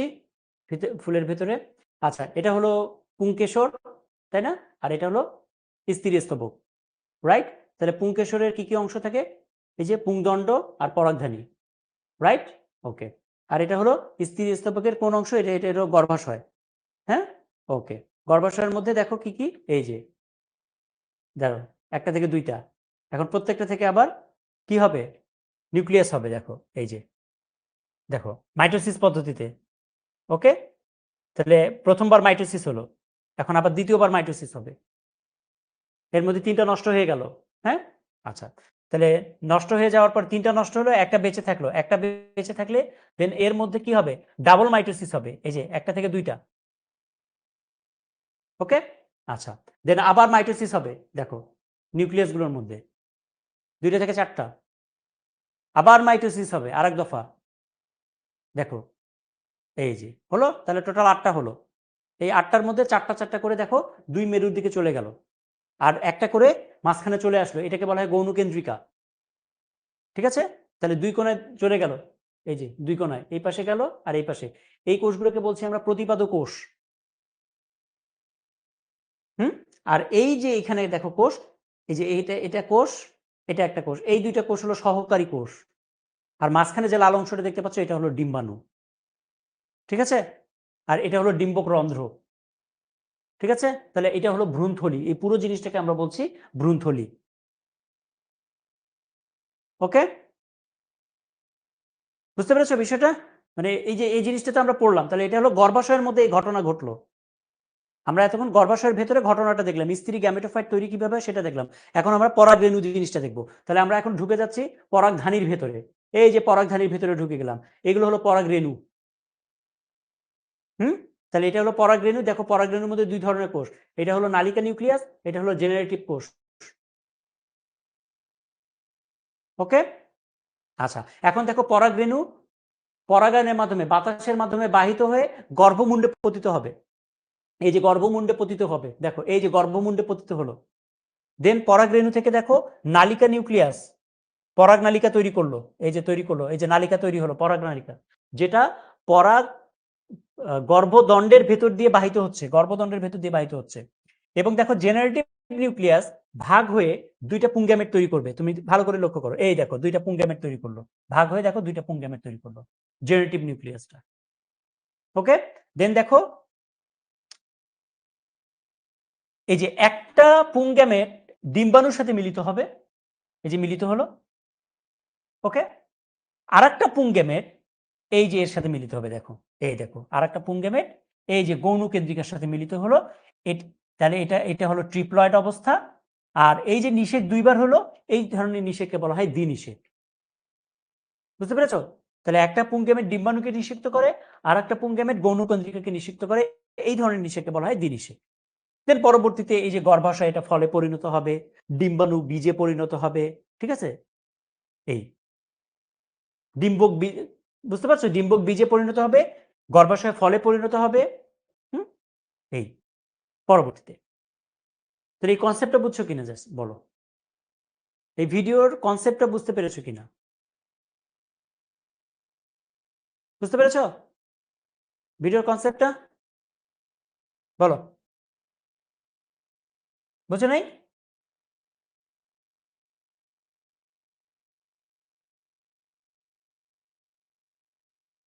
আচ্ছা, তাহলে আবার দেখো, এবার দেখলে এবার তোমাদের ক্লিয়ার হবে যে বিষয়টা। দেখো, এখন চুপচাপ মনোযোগ দিয়ে দেখো।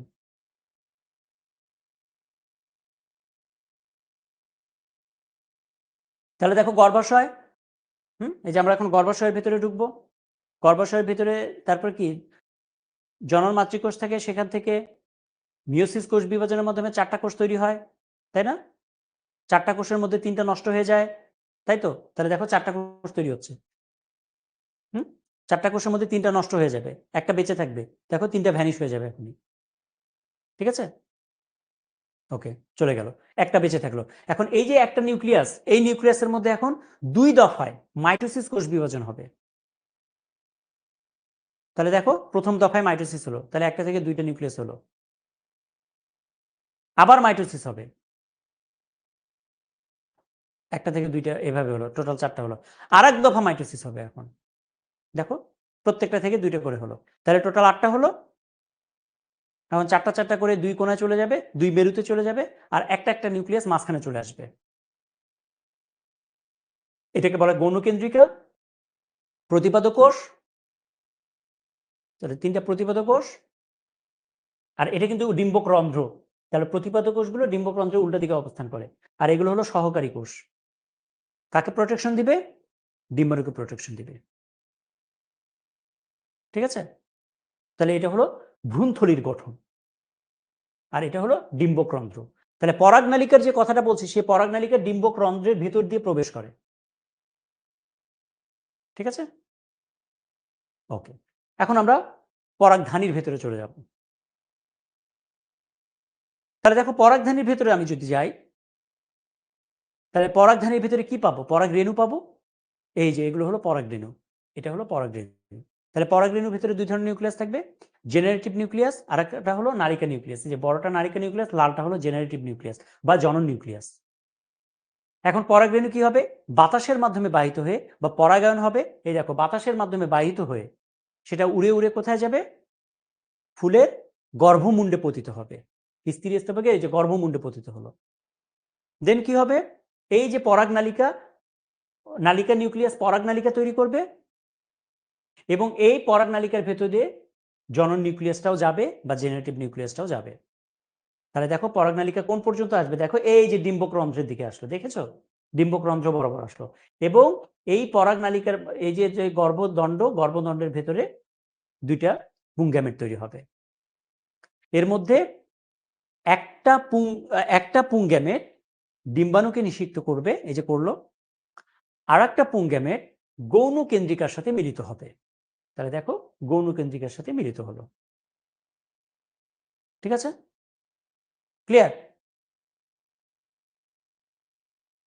দেন পরবর্তীতে এই যে যে ডিম্বক, এই যে এটা হলো ডিম্বক, এই ডিম্বকটা পরবর্তীতে বীজে পরিণত হবে, গর্ভাশয়ে ফলে পরিণত হবে। ঠিক আছে, এই সো এটা হলো কনসেপ্ট, মেইন কনসেপ্ট। ওকে, তাহলে দেখো সেই কথাগুলো এখানে লেখা আছে। ওকে, ঠিক আছে। দ্বিনিষেক কি আমি অলরেডি বলেছি, এই যে তোমার দুইবার নিষিক্ত হলো, ডিম্বাণুর সাথে একটা পুংগ্যামেট নিষিক্ত হলো আর গৌণকেন্দ্রিকার সাথে আর একটা পুংগ্যামেট নিষিক্ত হলো, এই প্রক্রিয়াকে বলা হয় দ্বিনিষেক প্রক্রিয়া। আর এই যে গৌণকেন্দ্রিকার সাথে একটা পুংগ্যামেট মিলিত হলো, তাহলে তিনটা জিনিস তৈরি হলো, তাই না? গৌণকেন্দ্রিকা মানে কি, দুইটা নিউক্লিয়াস তো ছিলই, এর সাথে আর একটা কি তৈরি হলো, আর একটা পুংগ্যামেট অ্যাড হলো কিনা, তাহলে এই যে তিনটা জিনিস তৈরি হলো তিনজনকে, এটাকে বলছি আমরা ত্রিমিলন। ত্রিমিলন, ঠিক আছে? ওকে, পরবর্তীতে কি হবে, ওই যে আমরা যে কথাগুলো বললাম, বিভিন্ন কোষ বিভিন্ন জিনিসে পরিণত হবে, সে কথাগুলো এখানে লেখা আছে। ডিম্বক বীজে পরিণত হবে, হ্যাঁ, তারপরে হলো গর্ভাশয় ফলে পরিণত হবে, এই এই। ওকে, তাহলে ডিম্বকের গঠন এই যে এটা হলো সেই ডিম্বকের গঠন আমরা যেটা ভিডিওতে দেখেছি, এই যে ভিডিওর অংশটুকু, এই জিনিসটাকে বলছি আমরা ডিম্বকরন্ধ্র। এই যে এই জায়গাটাকে বলছি আমরা ডিম্বকরন্ধ্র। এই যে এই জায়গাটার নাম হলো ডিম্বকরন্ধ্র। তাহলে পরাগনালী এদিক দিয়ে এসে এই জায়গা দিয়ে প্রবেশ করে, ঠিক আছে? ওকে, এগুলো দরকার নেই। আচ্ছা, তাহলে এখন আমরা দেখি গর্ভযন্ত্রে কয়টি কোষ থাকে? 3টা কোষ, তাই না? গর্ভযন্ত্র, গর্ভযন্ত্র কোনটা? এই যে এই অংশটা হলো গর্ভযন্ত্র, এই যে এটা হলো গর্ভযন্ত্র, এই অংশটুকুকে বলা হয় গর্ভযন্ত্র, ঠিক আছে? তাহলে গর্ভযন্ত্রে কয়টা কোষ? 3টা কোষ। Okay. চিত্রের পি অংশটি নিষেকের পরে কিসে পরিণত হয়? পি অংশ এই যে পি অংশ কোনটা দেখো তো, দেখতে পাচ্ছ তোমরা? এই যে মাঝখানের অংশটা, তাহলে মাঝখানে এই অংশটা কিসে পরিণত হয়? এই যে এটা, এই যে পি অংশ, এটা কিসে পরিণত হয়? ছবিটা যদি আমি দেখাই, এই যে মাঝখানে তো লাল, তাই না? আর এর পাশে কি? দুইটা সহকারী কোষ, এই যে সহকারী কোষ। আর উল্টা পাশে কি? প্রতিপাদক কোষ, 3টা প্রতিপাদক কোষ, এই তো। আর মাঝখানে হলো কি? গৌণ কেন্দ্রিকা, এই তো। তাহলে এখানে প্রশ্ন করেছে তোমাকে যে পি মানে এটা, তাহলে পি কিসে পরিণত হয়? এটা পরবর্তীতে কিসে পরিণত হয়? তাহলে জাইগোটে পরিণত হয়, হ্যাঁ। পি অংশটি নিষেকের পরে জাইগোটে পরিণত হয়, হ্যাঁ, জাইগোট বা ভ্রূণে পরিণত হয়। হুম, ওকে। চিত্র এক্স এবং ওয়াই এর ক্ষেত্রে, এক্স এটা হলো এক্স চিত্র, এটা হলো ওয়াই চিত্র। এম ও এন মিলিত হয়ে শস্যকোষ তৈরি করে। এম ও এন কি? এই যে এম মানে গৌণকেন্দ্রিকা আর এন মানে কি? এই যে এন, এই দুইটা কি? পুংগ্যামেট। তাহলে এন মানে কি? পুংগ্যামেট, পুংগ্যামেট, রাইট? আচ্ছা, এন মানেও পুংগ্যামেট। আর এম মানে কি? এম মানে হলো গৌণকেন্দ্রিকা, গৌণকেন্দ্রিকা, রাইট? আচ্ছা, তাহলে কি বলেছে? এম ও এন মিলিত হয়ে মানে গৌণকেন্দ্রিকা এবং পুংগ্যামেট মিলিত হয়ে শস্যকোষ তৈরি করে। ইয়েস। এম ও পি এর সাথে এন এর মিলনে, এম ও পি এর সাথে মানে ডিম্বাণু আর হলো গৌণকেন্দ্রিকা মিলিত হয়ে দ্বিনিষেক ঘটে না। পি ও এন মিলিত হলে চারাগাছ হতে পারে। পি ও এন তার মানে ডিম্বাণু এবং পুংগ্যামেট যদি মিলিত হয় তাহলে চারাগাছ হতে পারে কিনা? ইয়েস। ওকে, আচ্ছা। তাহলে এম ও পি এর সাথে এন মিলনে, আচ্ছা, এম ও পি এর সাথে, ও ঠিক আছে, এম ও পি এর সাথে মানে গৌণকেন্দ্রিকা এবং ডিম্বাণুর সাথে পুংগ্যামেট যদি মিলিত হয় তাকে তো দ্বিনিষেক ঘটে, তাই না? তাহলে ঠিক আছে, তাহলে কথাটা কিন্তু ঠিক আছে, হ্যাঁ। ওকে, তাহলে তিনটেই সঠিক। ওকে, ফলের উৎপত্তি আমরা অলরেডি বলেছি যে নিষেকের ফলে গর্ভাশয়ে ফলে পরিণত হয়, যে গর্ভাশয় থাকে সেটা ফলে পরিণত হয়, আর যে ডিম্বকটা থাকে নিষেকের পরবর্তী সময়ে এই ডিম্বকটা বীজে পরিণত হয়, আর গর্ভাশয় নিষেকের পরে ফলে পরিণত হয়। ওকে, ফলের উৎপত্তি ওই যে যেটা বলেছি, ফল দুই ধরনের, একটা হলো প্রকৃত ফল এবং আরেকটা হলো অপ্রকৃত ফল। যদি প্রকৃত গর্ভাশয় থেকে ফল তৈরি হয় তখন তাকে বলা হয় প্রকৃত ফল, মানে গর্ভাশয় থেকেই যদি ফল হয়। আর যদি গর্ভাশয় থেকে ফল তৈরি না হয় তখন তাকে বলা হয় অপ্রকৃত ফল, ঠিক আছে? ফলের বিভিন্ন ভাগ আছে, সরল ফল, গুচ্ছ ফল, যৌগিক ফল, এগুলো আর দরকার নেই, তোমাদের খুব একটা ইম্পর্টেন্ট কিছু না। কারণ পরীক্ষার জন্য ইম্পর্টেন্ট দেখো এই যে জিনিসে কি, আমরা এখন এই জিনিসগুলো পারবো আশা করি। শস্য কি বলতে কি বোঝে, কিভাবে শস্যকলা উৎপত্তি হয়, দিনিশেকের পরে কিভাবে 3N কোষের সৃষ্টি হয়। 3N কোষ কোনটা? ওই যে ত্রিমিলন, যেটা ত্রিমিলন সেটা। ঠিক আছে, ওকে। তাহলে দেখো তো এই প্রশ্নের উত্তর আমরা পারবো কিনা এগুলো। বীজে পরিণত হয় ডিম্বক, তাই না? চালতা কোন ধরনের ফল?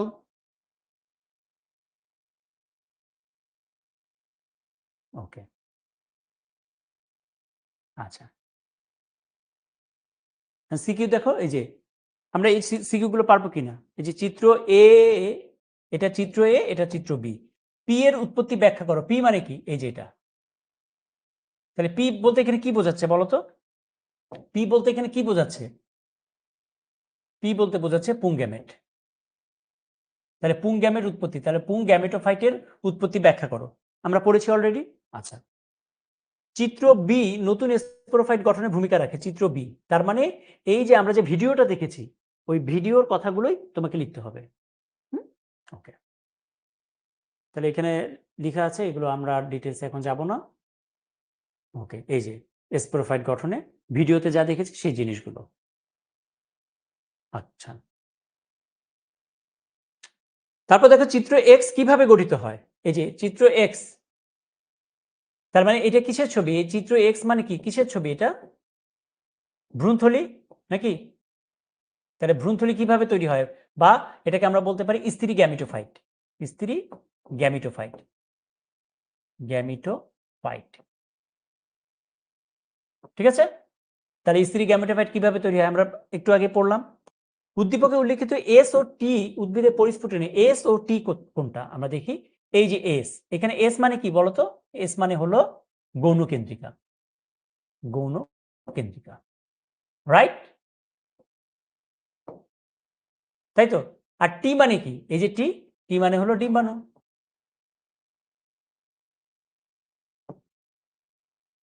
ঠিক আছে, ওকে। তাহলে দেখো ওই কথাগুলো এখানে লেখা আছে, দেখো।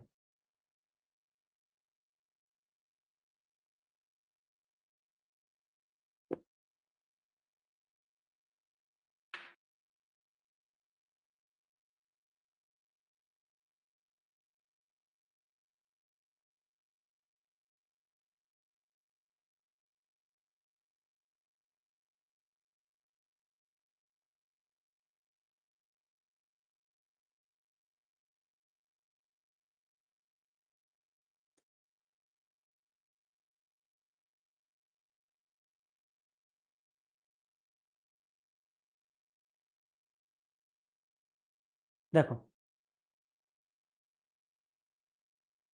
তারপর দেখো এটা এ মানে হলো জনন কোষের মিলন, জনন কোষ মিলিত হয়ে জাইগোট হয়, জাইগোট থেকে ভ্রূণ হয়, ভ্রূণ থেকে টি। আর বি হলো জনন কোষের মিলন, জাইগোট হয়, ভ্রূণ হয়, শিশু হয়। তাহলে উদ্ভিদের জীবনে টি সৃষ্টি প্রক্রিয়াটি ব্যাখ্যা করে। এখানে বলতো টি মানে কি? এখানে টি বলতে কি বোঝাচ্ছে? টি বলতে কি বোঝাচ্ছে বলো?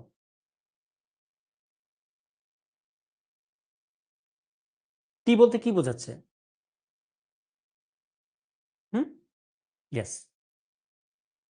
তাহলে উদ্ভিদের নতুন স্পোরোফাইট, টি বলতে বোঝাচ্ছে উদ্ভিদের নতুন স্পোরোফাইট। তাহলে কিভাবে নতুন স্পোরোফাইট তৈরি হয়? ওই যে ভিডিওর যে কথাবার্তাগুলো, সেই জিনিসগুলো আসবে। হ্যাঁ, ওকে, ওকে। তারপরে দেখো দেখো বৃত্তিকে পি দল কিউ আর এস, আচ্ছা, পি কিউ আর এস ব্যবহার করে একটি উদ্ভিদ অংশের চিহ্নিত চিত্র অঙ্কন করো। তাহলে ওই যে একটা উদ্ভিদের তোমার যে সব অংশ রয়েছে সেই অংশটা আঁকতে হবে। আর ও এস দ্বারা সৃষ্ট কোষের মিলনের ফলে, আর ও এস দ্বারা সৃষ্ট কোষের মিলনের ফলে উদ্ভিদের বংশ বিস্তার সম্ভব। মানে ওই যে আমরা যে ভিডিওটা দেখেছি সেই ভিডিওর কথাবার্তাগুলো আসবে। ওকে, আচ্ছা। তাহলে দেখো এই যে ছবি, তোমরা একে এঁকে নিও নিজের মতো করে। আর ও এস চিহ্নিত অংশগুলো পুংস্তবক, স্ত্রীস্তবক, ওই কথাবার্তাগুলো চলে আসবে। হুম,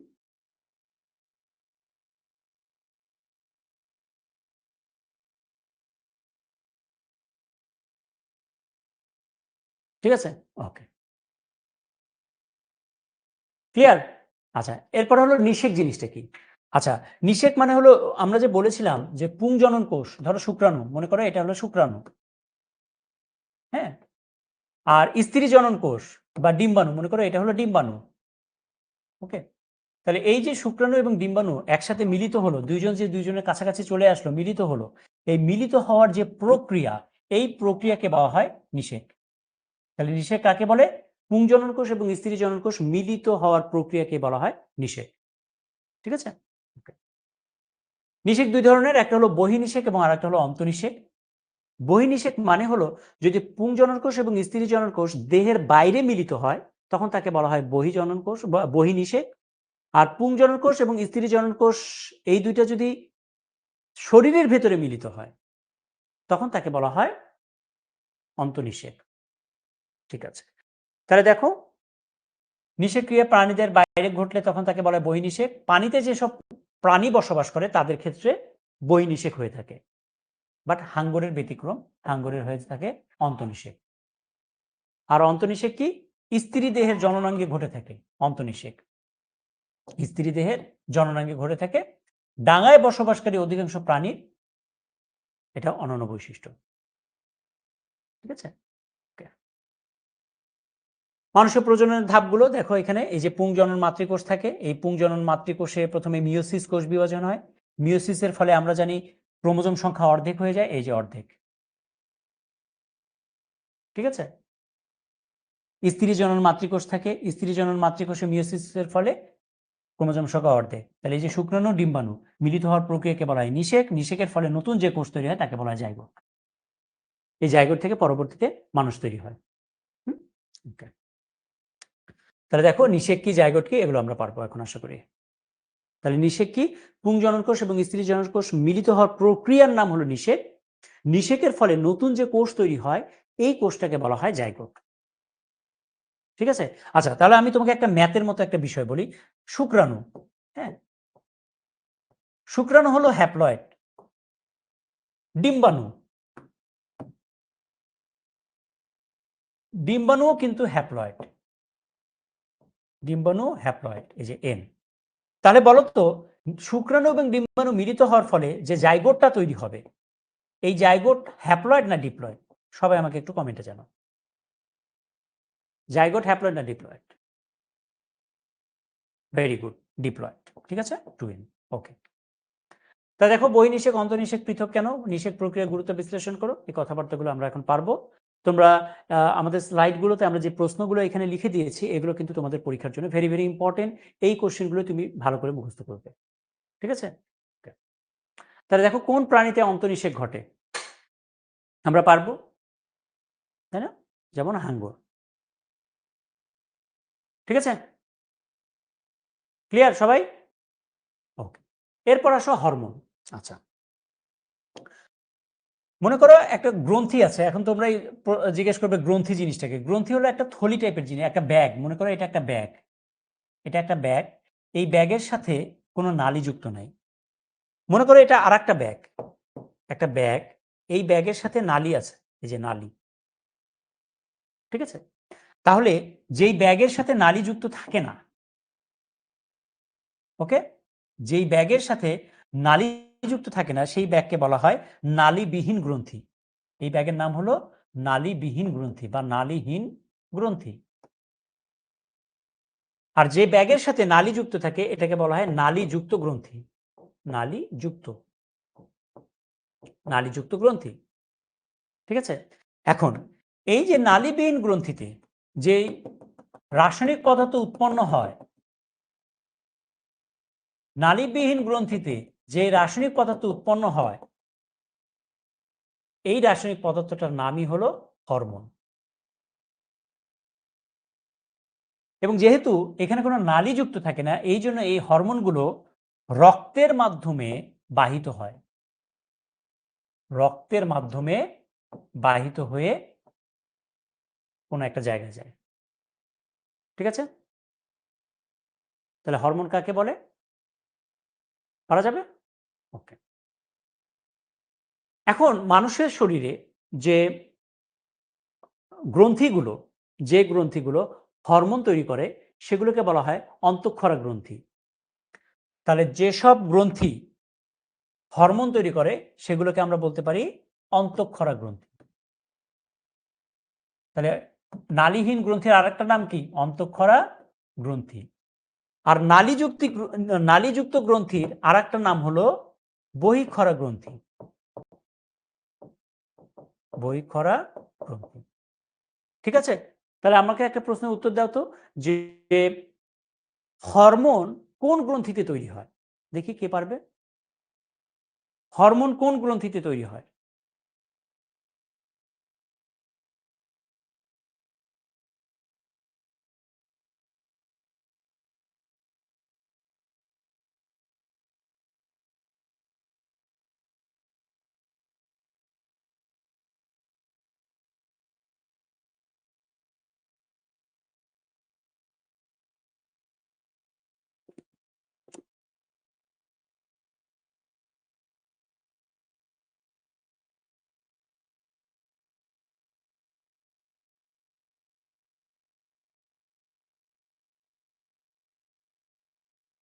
ওকে, ভেরি গুড। নালীহীন গ্রন্থিতে বা অন্তঃক্ষরা গ্রন্থিতে, তাই না? ওকে। তাহলে এরকম অন্তঃক্ষরা গ্রন্থি কি কি রয়েছে? পিটুইটারি গ্রন্থি রয়েছে, থাইরয়েড গ্রন্থি, অ্যাড্রিনাল গ্রন্থি, অমরা, ডিম্বাশয় অনাল গ্রন্থি এবং শুক্রাশয় অনাল গ্রন্থি। এগুলো হলো নালীবিহীন গ্রন্থি। এবং এই গ্রন্থিগুলোতে কি তৈরি হয়? হরমোন তৈরি হয়। ঠিক আছে? ওকে। তাহলে যেমন হলো পিটুইটারি গ্রন্থি, এটা মস্তিষ্কে থাকে, আমাদের ব্রেনের মধ্যে থাকে এই পিটুইটারি গ্রন্থিতে। এবং এই পিটুইটারি গ্রন্থির বিভিন্ন রকমের কাজ রয়েছে, যেমন জনন গ্রন্থির বৃদ্ধি করে। জনন গ্রন্থি মানে কি? ছেলেদের ক্ষেত্রে জনন গ্রন্থি বলা হয় শুক্রাশয়কে, এটা হলো একটা শুক্রাশয়ের ছবি। আর মেয়েদের ক্ষেত্রে জনন গ্রন্থি বলা হয় ডিম্বাশয়কে, এটা হলো এই যে গোল জিনিসটা দেখতে পাচ্ছ, এটা হলো একটা ডিম্বাশয়ের ছবি। ঠিক আছে? তাহলে কি কি কাজ করে পিটুইটারি গ্রন্থি? এই পিটুইটারি গ্রন্থি থেকে যে হরমোনগুলো তৈরি হয়, এই হরমোনগুলো জনন গ্রন্থির বৃদ্ধি করে, স্তন গ্রন্থির বৃদ্ধি করে এবং জরায়ু সংকোচন প্রসারণ করবে কিনা সেটা নিয়ন্ত্রণ করে। ওকে, আচ্ছা।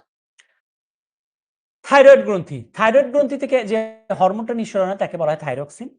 এবং এই থাইরয়েড গ্রন্থির কাজগুলো দেখো, দৈহিক এবং মানসিক বৃদ্ধিতে সহায়তা করে। অনাল গ্রন্থি মানে হলো নালীবিহীন গ্রন্থি, এটার নামই হলো অনাল গ্রন্থি, মানে নালী নাই।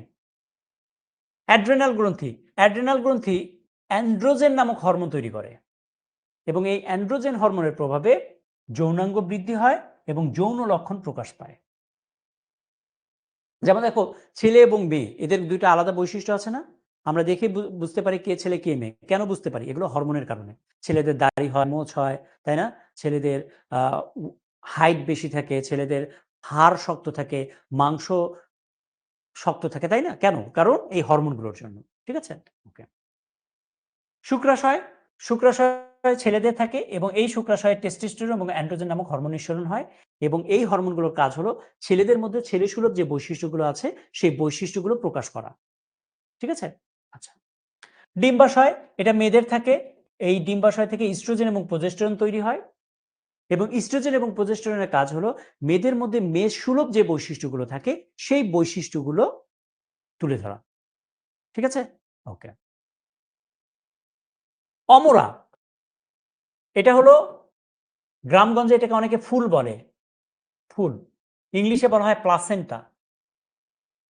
প্লাসেন্টা, এটা হলো মা যখন প্রেগনেন্ট হয় বা গর্ভবতী হয় তখন এই অমরার মাধ্যমে মা যেই পুষ্টি পদার্থগুলো গ্রহণ করে বা যেই খাবার দাবার খায়, পুষ্টিকর খাবার দাবার খায়, এই অমরার মাধ্যমে এই খাবার দাবারগুলো বাচ্চার শরীরে চলে যায়। আর বাচ্চার শরীরে যেসব বর্জ্য পদার্থ তৈরি হয় সেগুলো এই অমরার মাধ্যমে মায়ের শরীরে চলে যায়। ঠিক আছে? ওকে। তাহলে দেখো, হরমোন কাকে বলে, বয়সন্ধিকাল কাকে বলে, এগুলো আমরা পারবো আশা করি। হরমোনকে রাসায়নিক উদ্ভিদ বলা হয় কেন, এই প্রশ্নগুলোর উত্তর তোমরা ভালো করে পড়বে। ঠিক আছে? ওকে। তাহলে ডিম্বাশয় থেকে কোন হরমোন নিঃসরণ হয়? পারবো না? পারবো কিনা? ওকে। এস্ট্রোজেন এবং প্রজেস্টেরন। মানব শরীরে প্রজনন সংক্রান্ত হরমোন নিঃসরণকারী গ্রন্থি কি?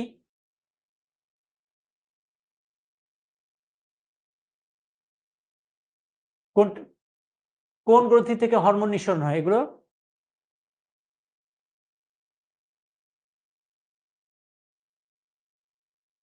2 এবং 3, তাই না?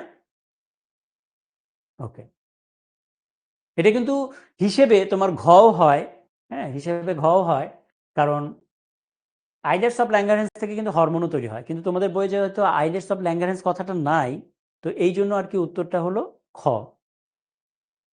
বুঝতে পেরেছো? ওকে, কিন্তু অ্যাকচুয়াল উত্তর কিন্তু ঘ। অ্যাকচুয়াল যদি উত্তর তুমি বলো, কারণ আইলার্স অফ ল্যাঙ্গারহ্যান্স থেকেও হরমোন তৈরি হয়, ইনসুলিন, গ্লুকাগন, এই হরমোনগুলো। ঠিক আছে? ওকে। তারপর এই যে এমসিকিউ আর কি, রজনিবৃত্তি কাল সাধারণত কত বছর বয়স থেকে শুরু হয়? হ্যাঁ, না, কত বছর বয়স থেকে শুরু হয়? এটা এটা এটা এটা না, এই যে এটা হলো উত্তর। হ্যাঁ, 12 থেকে 19 রজনিবৃত্তিকাল। ও সরি সরি সরি, ঠিক আছে, উত্তর ঠিক আছে। রজনিবৃত্তিকাল শুরু হয় তোমার 40 থেকে 50। রজনিবৃত্তিকাল মানে হলো মাসিক শেষ হয়ে যায়। ওকে, আচ্ছা, এরপর আসো ভ্রূণের বিকাশ। ভ্রূণের বিকাশটা কিভাবে হয়?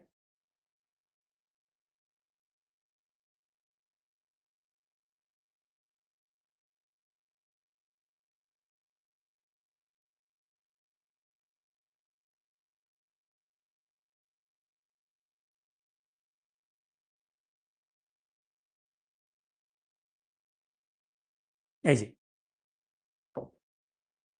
দেখো, যখন বয়স 4 সপ্তাহ থাকে তখন এই মানুষটা দেখতে এরকম হয়, এরকম থাকে আর কি। মানে তোমরা যে এখানে ছবিটা দেখতে পাচ্ছ না, এটা হলো কিন্তু তোমার আগের ছবি, মানে তুমি যখন মায়ের পেটে ছিলে তখন তুমি দেখতে এরকম ছিলে, এই যে এই যে এই যে এই জিনিসটাই কিন্তু তুমি, তুমি যখন মায়ের পেটে ছিলে। তারপরে ধীরে ধীরে দেখো এই যে তোমার চেহারা, এই যে তুমি কিন্তু মায়ের পেটে এই অবস্থায় ছিলে, বুঝছো? তোমার আগের চেহারাটা দেখে না তোমরা, এই যে এরকম। যত বয়স বাড়ে, হুম, তত এই দেখো, এই যে ডেভেলপমেন্ট হয়।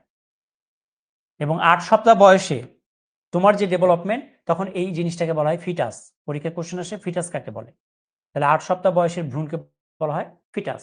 ওকে, আচ্ছা, 28 সপ্তাহ যখন হয় তখন ফিটাস পূর্ণতা লাভ করে, আর 38 সপ্তাহে বাচ্চা ডেলিভারি হওয়ার সময় হয়। ওকে, আচ্ছা, অমরা কি আমরা অলরেডি বলেছি, এই যে দেখো এখানে ছবিটা দেখো, এটা হলো জরায়ু, এই অংশটার নাম হলো জরায়ু, এই যে এই অংশটার নাম হলো জরায়ু। ঠিক আছে, আচ্ছা, আর এই যে তোমরা যে গোলাপি কালারের যে জিনিসটা দেখতে পাচ্ছ এখানে, গোলাপি কালারের এই যে এটা, এই গোলাপি কালারের জিনিসটার নামই হলো অমরা। ওকে, তাহলে অমরাটা কি? জরায়ু এবং একটা বাচ্চা এর মাঝামাঝি যে কানেকশন, এটাকে বলছি আমরা অমরা। এই অমরার মাধ্যমে কি হয়, এই যে বাচ্চার শরীরে যেসব বর্জ্য পদার্থ তৈরি হয়, সেই বর্জ্য পদার্থগুলো অমরার মাধ্যমে মায়ের শরীরে যায়, আর মায়ের শরীরে যে পুষ্টি পদার্থগুলো থাকে সেগুলো অমরার মাধ্যমে বাচ্চার শরীরে প্রবেশ করে। ওকে, তাহলে দেখো ক্লিভেজ, অমরা কি? আচ্ছা, ক্লিভেজ জিনিসটাকে আমি একটু বলি। ক্লিভেজ হলো যে আমরা যে বলেছি একটু আগে, এটা হলো শুক্রাণু, সরি, এই যে মনে করো এটা হলো শুক্রাণু, হ্যাঁ, এটা হলো ডিম্বাণু, এটা হলো ডিম্বাণু। আচ্ছা, শুক্রাণু এবং ডিম্বাণু যখন মিলিত হয়, মিলিত হওয়ার ফলে নতুন যে কোষটা তৈরি হয় সেটাকে কি বলে বলো তো? জাইগোট বলে, রাইট? আচ্ছা, তাহলে এটা হলো জাইগোট। এখন এই যে যে জাইগোটের কথা বললাম, এই জাইগোট এর মধ্যে এখন কোষ বিভাজন হবে। জাইগোটের মধ্যে কোষ বিভাজন হলে এরকম অনেকগুলো কোষের সংখ্যা বাড়বে। তাহলে এই যে জাইগোটের মধ্যে যে কোষ বিভাজন, এই কোষ বিভাজনকে বলা হয় ক্লিভেজ। তাহলে আমরা ক্লিভেজ কাকে বলি? জাইগোটের বিভাজনকে বলা হয় ক্লিভেজ। ঠিক আছে, তাহলে জাইগোটের বিভাজন কিভাবে হয়?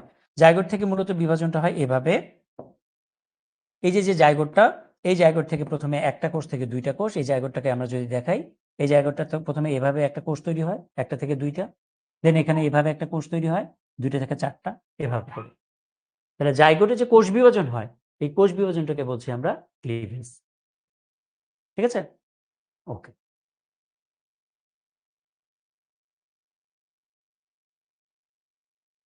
অমরাকে মানব ভ্রূণের রেচনাঙ্গ কেন বলা হয়? হ্যাঁ, কারণ আমরা বলেছি যে অমরার মাধ্যমে বাচ্চার যে বিষাক্ত পদার্থগুলো শরীরে তৈরি হয় সেগুলো মায়ের শরীরে চলে যায়। ঠিক আছে?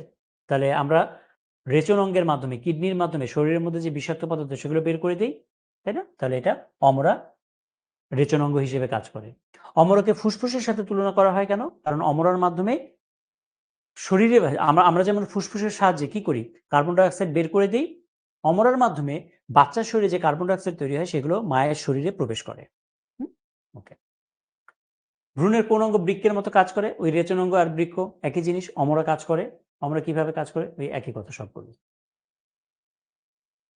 তাহলে দেখো মরুলা দশায় কতটি কোষ থাকে, এগুলোর ভিতরে আরো অনেক কথাবার্তা আছে। এগুলো আসলে ডিটেলস এখন পড়াতে গেলে আরো তোমার 2 ঘন্টা সময় লাগবে। হ্যাঁ, এগুলো আমরা একাডেমিক ক্লাসে জিনিসগুলো ভালো করে বলেছিলাম, তাই না? ওকে।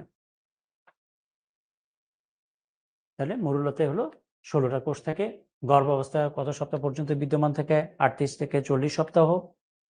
কিসের সাহায্যে ভ্রূণ জরায়ুর সাহায্যে সংস্থাপিত হয়? অমরার মাধ্যমে। আমরা বলেছি নিষেকের কত সপ্তাহের মধ্যে অমরা তৈরি হয়? 12 সপ্তাহ বয়সে। কত সপ্তাহে মানব ভ্রূণকে ফিটাস বলে? আমরা একটু আগে বলেছি, তাই না? 8 সপ্তাহ। আচ্ছা, এরপরে হলো প্রজনন সংক্রান্ত রোগ। প্রজনন সংক্রান্ত রোগ এর মধ্যে কি রয়েছে? সেটা হলো এইডস। এইডস এর ফুল অ্যাব্রিভিয়েশন হলো অ্যাকোয়ার্ড ইমিউন ডেফিসিয়েন্সি সিনড্রোম। এবং এইডস, এই রোগটা যে ভাইরাস দিয়ে হয়ে থাকে সেই ভাইরাসটার নাম হলো এইচআইভি ভাইরাস। এইচআইভির ফুল ফর্ম কি? Human immune deficiency virus. HIV রোগটা এটা কি করে? এইচআইভি যে ভাইরাস, এটা হলো আমাদের শরীরে যে শ্বেত রক্তকণিকা থাকে সেই শ্বেত রক্তকণিকাগুলোকে ধ্বংস করে। এবং তুমি মনে রাখবে আমাদের শরীরে শ্বেত রক্তকণিকা আমাদেরকে প্রতিরক্ষা দান করে থাকে। তাহলে শ্বেত রক্তকণিকা যদি ধ্বংস হয়ে যায় তাহলে প্রতিরক্ষা ক্ষমতা নষ্ট হয়ে যাবে, দেন তুমি বিভিন্ন জীবাণু দিয়ে সহজে আক্রান্ত হয়ে পড়বে। ঠিক আছে? ওকে। তাহলে এইডস রোগের কারণ কি, লক্ষণ কি, এগুলো একটু তোমাকে মুখস্থ করে ফেলতে হবে বা দেখে নিতে হবে। ওই কথাগুলো এখানে লেখা আছে অনুধাবনমূলক প্রশ্নে। তাহলে কত সপ্তাহ, কয় মাস পরে এইডস রোগ লক্ষণ প্রকাশ পায়? 6 মাস। হ্যাঁ, এগুলো এমসিকিউ টাইপের। হ্যাঁ, এইডস রোগের লক্ষণ কি? ওকে। তাহলে প্র্যাকটিস সিকিউ আমরা দেখি। দেখো পি এর এক্স এবং ওয়াই উৎপাদনে হরমোনের ভূমিকা কি? পি এতে এক্স এবং ওয়াই উৎপাদনে হরমোনের ভূমিকা কি? চিত্র পি থেকে কিউ সৃষ্টির ধাপসমূহ। পি থেকে কিউ মানে হলো যে শুক্রাণু ডিম্বাণু যে মিলিত হয়ে তারপরে একটা মানুষ তৈরি হলো, কিভাবে হয় সেই জিনিসটা। তাহলে শুক্রাণু এবং ডিম্বাণুকে নিষিক্ত করা হচ্ছে এক্স এবং ওয়াই কে। যে এটা হলো এক্স, এটা হলো ওয়াই। এই যে এটা এক্স আর এটা হলো ওয়াই, ডিম্বাণুটা হলো ওয়াই, যে ওয়াই, এটা ওয়াই। আর পিতে নিষেক প্রক্রিয়া দেখানো হয়েছে না, এই যে পি, এই পি এর মধ্যে নিষেক প্রক্রিয়া, এই যে শুক্রাণু আর এই যে ডিম্বাণু, তাহলে শুক্রাণু ডিম্বাণুর সাথে মিলিত হয়েছে, এই প্রক্রিয়াকেই তো বলা হয় নিষেক, তাই না? তারপরে দেখো পুংজনন মাতৃকোষ, শুক্রাণু, স্ত্রীজনন মাতৃকোষ থেকে ডিম্বাণু হলো, শুক্রাণু এবং ডিম্বাণু মিলিত হওয়ার প্রক্রিয়াকে বলা হয় নিষেক। নিষেকের ফলে এখানে কি এক্স দেওয়া হয়েছে? এক্স বলতে কি বোঝাচ্ছে বলো তো? জাইগোট, তাই না? জাইগোট। প্রশ্ন কি? উদ্দীপকে এক্স এর বিকাশ ব্যাখ্যা করো। তার মানে জাইগোট থেকে কিভাবে একটা মানুষ তৈরি হচ্ছে সেটা ব্যাখ্যা করতে হবে। উদ্দীপকের প্রক্রিয়াটি হরমোনের গুরুত্ব বিশ্লেষণ করো। তাহলে এই যে জাইগোট থেকে মানুষ হওয়া পর্যন্ত বিভিন্ন রকমের হরমোন কাজ করে সেটা নিয়ে আলোচনা করা হয়েছে। ঠিক আছে? তাহলে এগুলো কিন্তু তোমাকে পড়ে ফেলতে হবে। হ্যাঁ, আমি জাস্ট তোমাকে ক্লুগুলো ধরিয়ে দিচ্ছি। তাহলে দেখো কি কি তোমার গ্রন্থি কাজ করে, হরমোন কাজ করে, যে পিটুইটারি, থাইরয়েড, অ্যাড্রেনাল, এই কথাগুলো চলে আসবে। ওকে।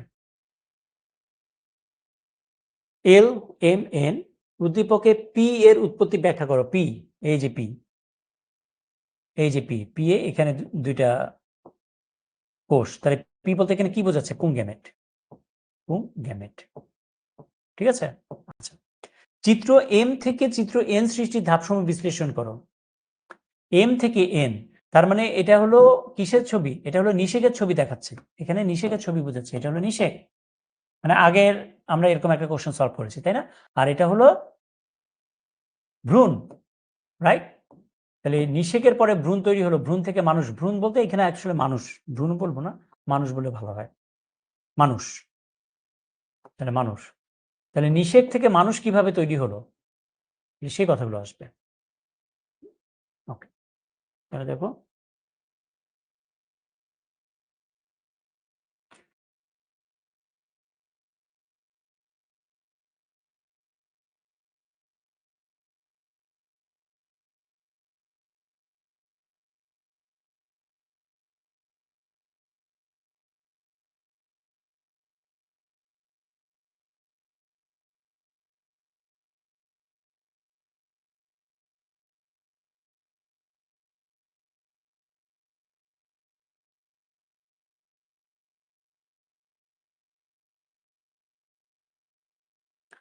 ঠিক আছে। তো কারো কোনো কোশ্চেন আছে কিনা বলো।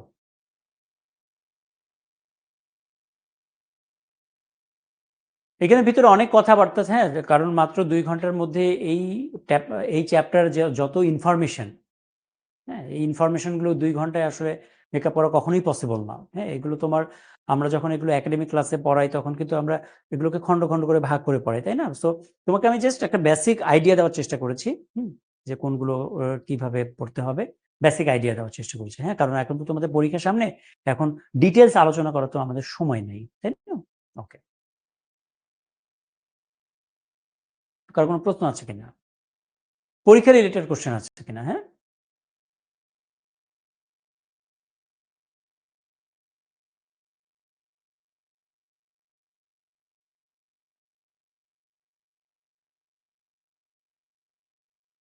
ভ্রূণ মানে হলো জাইগোট আছে না, জাইগোটের পরবর্তী পর্যায়টাকেই বলা হয় ভ্রূণ। হ্যাঁ,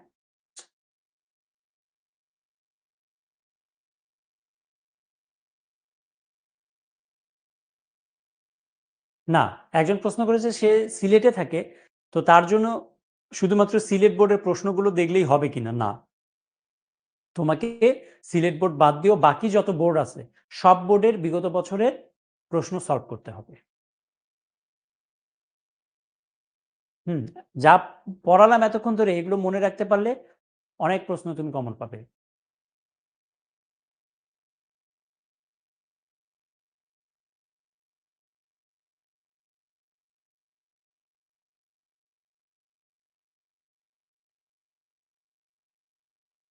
ওকে, কত ঘন্টা পড়বে? তোমার যত ঘন্টা পড়লে মনোযোগ থাকবে তত ঘন্টা। হ্যাঁ, এটা মনোযোগের উপর ডিপেন্ড করবে।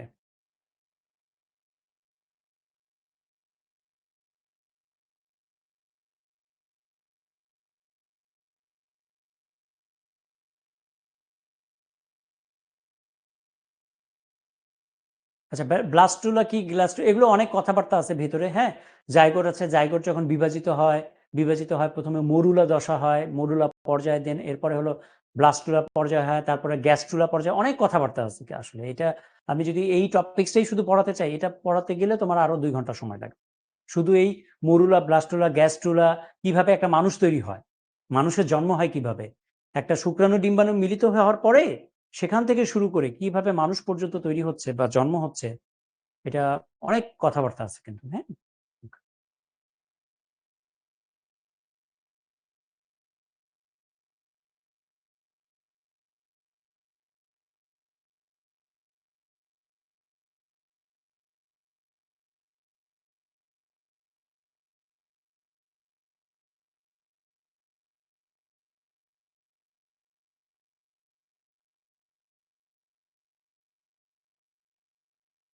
ফুল রঙিন হয় কেন? কারণ আমি বলেছি যে ফুল রঙিন হওয়ার কারণ হলো পরাগায়নের জন্য হেল্পফুল হবে। ফুল যদি রঙিন না হয় তাহলে তো কীটপতঙ্গ আকৃষ্ট হবে না, তাই না? আর কীটপতঙ্গ আকৃষ্ট না হলে পরাগায়ন হবে না, পরাগায়ন না হলে বংশবৃদ্ধিটা হবে, এইজন্য।